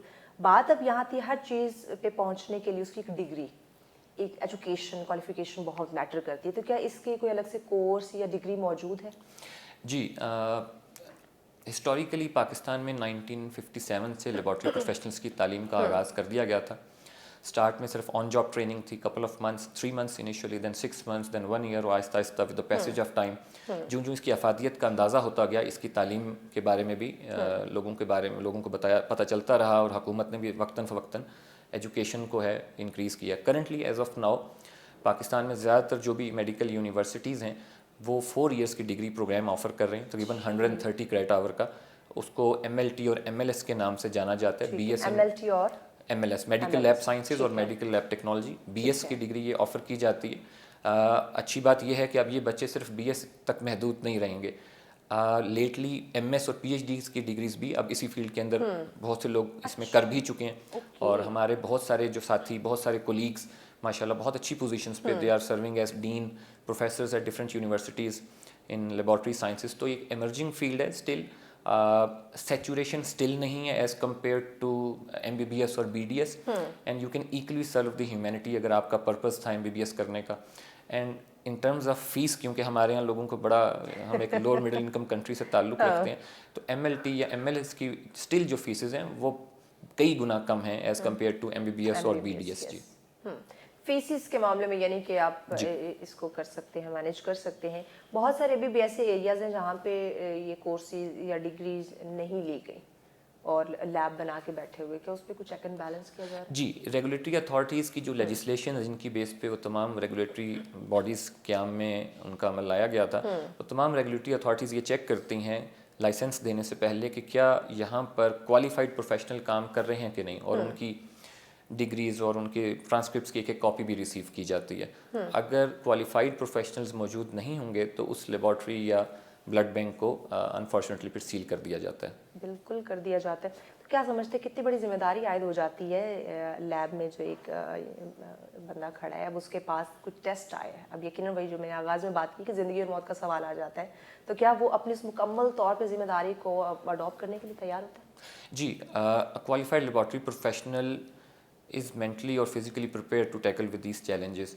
और अगर मैं बात करूँ दुरुस्त तशख़ीस की, तो फॉर एग्जांपल अगर आप हेपेटाइटिस C पाकिस्तान में कॉमन भी बहुत हो गया है, उसकी तशख़ीस के लिए अगर आप लेबॉर्ट्री में टेस्ट परफॉर्म करने जाते हैं और laboratory professionals somehow false positive दे देता है, जिसका मतलब है कि वो पॉजिटिव नहीं था और वो किसी भी वजह से वो पॉजिटिव दे दिया, तो आप देखें आपने उसको बिला वजह की ट्रीटमेंट पे डाल दिया जिसकी उसको ज़रूरत नहीं थी, उसमें कॉस्ट इम्प्लीकेशंस भी हैं। और अगर हमने उसको फॉल्स नेगेटिव रिजल्ट दे दिया, विच मीन्स कि उसको इन्फेक्शन मौजूद था और हमने नेगेटिव दिया, उस सूरत में भी सीरियस इशू है कि he will spread it out और उसकी ट्रीटमेंट मुमकिन नहीं होगी। सो ये बहुत ज़्यादा जिम्मेदारी आयद होती है हमारी हुकूमत वक्त पे, तमाम प्रोविंशियल एंड फेडरल गवर्नमेंट्स पे, कि वो रेगुलेटरी अथॉरिटीज़ को प्रॉपरली स्ट्रेंथन करें, और जो लेजिस्लेशंस और रेगुलेशंस एग्जिस्ट करती हैं उनकी इम्प्लीमेंटेशन पे जोर दिया जाए। ज़रूरी है। अच्छा डॉक्टर साहब, जैसे हर फील्ड की 6 महीने बाद, 1 साल बाद ट्रेनिंग होती है, हर चीज़ में जिद्दत आ रही है, तो उसकी ट्रेनिंग दी जाती है, तो क्या लैब में काम करने वाले या जिन्होंने 4 साल की ठीक है डिग्री ले रखी है, लेकिन टाइम के साथ साथ उन्हें ट्रेन किया जाता है, जो जिद्दत आ रही है उस बारे में बताया जाता है? जी, जो अच्छे स्टैंडर्ड की और क्रेडिबल और रिलायबल लेबॉरेटरी से वहाँ कंटिन्यूस मेडिकल एजुकेशन CME के नाम से रेगुलर कैपेसिटी बिल्डिंग इनिशिएटिव्स लिए जाते हैं, ताकि जो भी नई टेक्नोलॉजी, नया इक्विपमेंट या नया ऐसे नई मेथडोलॉजी मार्केट में अवेलेबल है इंटरनेशनली, उसकी ट्रेनिंग यहाँ पर फिर दी जाए। हमारे यहाँ भी हम रेगुलर बेसिस पे जो भी नई टेक्नोलॉजी मार्केट में अवेलेबल होती है, हम कोशिश करते हैं कि नेशनल और इंटरनेशनल एक्सपर्ट्स को भी बुलाया जाए, ताकि वो हमारे जो बडिंग स्टूडेंट्स हैं, जो भी प्रोफेशनल्स बन रहे हैं और जो हमारे ऑलरेडी काम कर रहे हैं हमारे पास लेबॉर्ट्री के प्रोफेशनल्स, उनको वो रेगुलर बेसिस पे कैपेसिटी बिल्डिंग के लेक्चर्स दिए जाएं। और इसके अलावा हम लोग एट टाइम्स अगर वो अवेलेबल नहीं होते हमारे इंटरनेशनल और नेशनल एक्सपर्ट्स फिजिकली, तो हम ऑनलाइन भी कोशिश करते हैं कि इनके लिए रेगुलर बेसिस पे सेमिनार ऑर्गेनाइज किए जाएँ, और उसको फिर हम कोशिश करते हैं कि मीडिया, सोशल मीडिया और प्रिंट मीडिया के थ्रू रेगुलर बेसिस पे डिसेमिनेट भी किया जाए। ज़बरदस्त, यानी कि बहुत ज़्यादा ज़रूरी है। हर फील्ड में मर्द और ख़वातीन दोनों पाए जाते हैं, इस लैब प्रोफेशन में देखें तो क्या मर्द हज़रात की तादाद ज़्यादा देखने में मिल रही है या ख़वातीन की? आप सही फरमा रही हैं। एक्चुअली ये ट्रेंड में पिछले 10-12 साल में ट्रेंड में चेंजेस देखने को मिली हैं। अच्छा। जब मैं स्टूडेंट था तो आई रिमेंबर हमारी आई थिंक 80% तक मेल स्टूडेंट्स ही हुआ करते थे और 10 to 20% फीमेल स्टूडेंट्स थी। बट अब जब हमने पढ़ाना शुरू किया है तो 10-15 साल से हमने ये देखा है कि अब ज़्यादा फीमेल स्टूडेंट्स जो हैं वो MLT के प्रोफेशन को ज्वाइन कर रही हैं। क्या क्या समझते हैं, क्या रीज़न होगी? एक ऑब्वियसली बड़ी कॉमन रीज़न है कि बच्चियाँ ज़्यादा पढ़ती हैं और नंबर अच्छे ले लेती हैं, तो मेरिट पे वो पूरी उतरती हैं। और आई थिंक इसमें सबसे अच्छी बात ये होती है कि ये बहुत ही सिक्योर माहौल में हमारे जो फीमेल्स हैं वो काम कर सकती हैं, बिकॉज लैब का माहौल बड़ा कन्फाइंड होता है विद इन अ रूम, और वहाँ पर उन्हें काम करना, तो they feel secure, so they opt for this profession, क्योंकि ह्यूमैनिटी को सर्व तो करना ही है। So if you not able to get admission in BDS और MBBS, तो वो प्रेफर करते हैं कि हम MLT programme allied health sciences के अंदर आएँ, कि ह्यूमैनिटी को सर्व करने का गोल भी पूरा हो जाए और बहुत ही सिक्योर एनवायरनमेंट के अंदर भी वो काम कर सकें। यकीनन, यानी कि हमारी ख़वातीन, हमारी बच्चियाँ भी जो इस शोबे में पीछे नहीं हैं। क्या समझते हैं कि इस वक्त प्राइवेट लैब जो है वो अपनी जिम्मेदारी मुकम्मल तौर पे निभा रही है, या फिर गवर्नमेंट की बात की जाए तो? हाँ जी, अल्टीमेटली जो आपका पेशेंट है वो उसकी first priority public sector hospital या पब्लिक सेक्टर लेबोरेटरी ही होता है। मुझे लगता है आजकल प्राइवेट जी, उसकी रीज़न ये है कि जब हमारा पब्लिक सेक्टर कोप नहीं कर पाता हमारे वर्कलोड से, प्रेशर से, तो अल्टीमेटली फिर हमारा क्लाइंट जो है, जो पेशेंट है, वो फिर प्राइवेट सेक्टर की तरफ जाता है। ऐसा हो नहीं सकता कि पब्लिक सेक्टर अगर सर्विसेज 100% दे रहा हो तो प्राइवेट लैब्स फ्लरिश कर सकें, ऐसा पॉसिबल नहीं है। हमने एक एनालिसिस भी किया था कि तमाम लैब्स की नंबर बढ़ने की एक बहुत बड़ी रीज़न पब्लिक सेक्टर का प्रेशर कोप ना करना है। उसकी बहुत सारी रीज़न हैं, चैलेंजेस हैं, स्टाफ की शॉर्टेज है, एट टाइम्स फाइनेंशियल कंस्ट्रेंट्स भी हैं गवर्नमेंट के पास। लेकिन अगर आज भी, जिसके लिए मैं पर्सनली भी एज अ टीम हम कोशिश कर रहे होते हैं कि पब्लिक सेक्टर हॉस्पिटल्स और लेबॉरेटरीज़ की स्ट्रेंथनिंग बहुत ज़्यादा ज़रूरी है।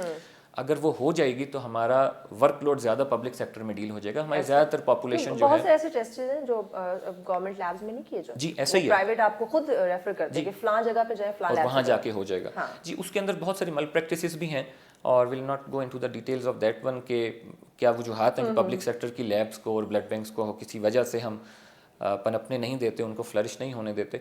बट बहुत सी अच्छी लैब्स हैं इस्लामाबाद के अंदर, पर्टिकुलरली लाहौर के अंदर, जो बहुत ही अच्छा काम कर रही हैं और इंटरनेशनल एक्रीडिटेशन भी ले चुकी हैं, सर्टिफिकेशंस भी ले चुकी हैं और लोगों को बहुत अच्छी सर्विसेज प्रोवाइड कर रही हैं। ज़बरदस्त। ओवरऑल पैगाम क्या देंगे, क्योंकि पूरा वीक आप हमारे तमाम लोगों के नाम कर रहे हैं जो कि लैब में और बड़ी अपनी जिम्मेदारी को समझते हुए उसको बर वक्त अदा करते हैं, तो उन्हें पैगाम क्या देंगे? जी, मैं कहना चाहूँगा कि हम लोग एट टाइम्स मेडिकल प्रोफेशन के अंदर सिर्फ डॉक्टर्स को और टू सम एक्सटेंट नर्सेज को अप्रिशिएट करते हैं और एक्नॉलेज भी करते हैं, क्योंकि हम उन्हें देख रहे होते हैं, एज अ पेशेंट हम देख रहे होते हैं या हम पेशेंट के साथ अटेंडेंट है। बट हॉस्पिटल और हेल्थ केयर सेटअप में और बहुत सारे लोग होते हैं, even janitors, even technicians, technologist, radiologist, और उन तमाम की भी इंपॉर्टेंस उतनी है। जिस तरह गाड़ी 4 पहियों पर ही चल रही होती है, तो ये तमाम टायर्स हैं उस गाड़ी के हेल्थ केयर सिस्टम के, और इन सब की भी बहुत ज़्यादा इंपॉर्टेंस है। और इस वीक का मकसद अल्टीमेटली इन अनसंग हीरोज़ को सामने लाना है, इनकी अहमियत को उजागर करना है कि इनकी हमारी लाइफ में, हमारे हेल्थ केयर सिस्टम में बहुत ज़्यादा इंपॉर्टेंस है और इनका इम्पेक्ट जो है वो भी बहुत ज़्यादा है। बहुत शुक्रिया। बिल्कुल, और ख़ासकर उन लोगों के लिए भी पैगाम दें जो कि मुकम्मल डिग्री नहीं लेते, मुकम्मल कोर्स नहीं करते और कहीं ना कहीं अपनी लैब बना के बैठे हों। जी, उनके लिए पैगाम तो यही है, वो तो वैसे तो रेगुलेटरी बॉडीज़ हमारी उनको पैगाम देंगी, but on an emotional and personal level I think और बहुत सारे काम हैं बिजनेस करने के लिए। आप उसमें इंटर हो सकते हैं। आजकल तो लोग सोशल मीडिया के थ्रू भी बहुत अच्छा कमा रहे हैं, ऑनलाइन कमा रहे हैं, तो बेहतर है कि आप उस बिज़नेस को चूज़ करें रादर हम लोगों की ज़िंदगियों से खेलें। तो कोशिश करें कि हम रेगुलेशंस को और इनको जो भी हमारे रूल्स बनाए जाते हैं वो अल्टीमेटली हमारे फ़ायदे के लिए बनाए जाते हैं। जैसे अगर ट्रैफिक के रूल्स बनाए गए थे कि हेलमेट पहने, तो उसमें हमारा फ़ायदा है, तो ऐसे ये रूल्स का भी अल्टीमेट ऑब्जेक्टिव यही है कि हमारे पेशेंट्स को, हमारी ह्यूमैनिटी को प्रॉपर फैसिलिटीज़ हेल्थ केयर की मिलें। बहुत खूब, बहुत शुक्रिया डॉक्टर साहब। वक्त ही आपने यकीनन नाज़रीन बड़ी अच्छी बात इन्होंने कही, और बहुत सारे काम हैं आप उसमें जा सकते हैं, वो कर सकते हैं, लेकिन इंसानी ज़िंदगी के साथ खेलना ये यकीनन अच्छी बात नहीं है। और आपने पूरा प्रोग्राम हमारा देखा, आप सेहत से रिलेटेड था, बच्चों से लेके बड़ों तक, बुज़ुर्गों तक हमने मुख्तलिफ डिजीज़ पे जो है वो डिस्कशन की। पूरे अगर प्रोग्राम के लास्ट में एक लाइन कहूँ तो वो यही है कि ये तमाम तर बीमारियाँ हमारी अपनी क्रिएट की हुई हैं। हमारा अपना लाइफस्टाइल हमने ऐसा बना लिया है कि इन बीमारियों को हमने जगह दी है। घर का दरवाज़ा हमने, अपनी ज़िंदगी का दरवाज़ा, अपनी सेहत का जो दरवाज़ा है वो हमने खोला है कि आज तमाम तर बीमारियाँ जो है वो हम में इन्वॉल्व हो जाएँ। अब इन बीमारियों से छुटकारा भी हम खुद हासिल कर सकते हैं। आप अगर किसी न किसी खुदा न खास्ता बीमारी में मुब्तला हैं, हॉस्पिटल हैं, बहुत काबिल डॉक्टर इस मुल्क में मौजूद हैं, आप जाएं, बर वक्त तशखीस कराएं, मुआयना करवाएं, इलाज करवाएं, मुकम्मल इलाज करवाएं और उसके बाद एहतियात करना भी हमारी ये ज़िम्मेदारी है और ज़रूरत भी बन चुका है जो इस वक्त हालात है। तो बहुत ही आसान है, अच्छी सेहत गुजारें, अच्छा खाना खाएं, हेल्दी रहें, खुश रहें, खुशियाँ बांटें ताकि आपकी ज़िंदगी खूबसूरत रहे। इसी पैगाम के साथ इजाज़त दीजिए। अल्लाह ने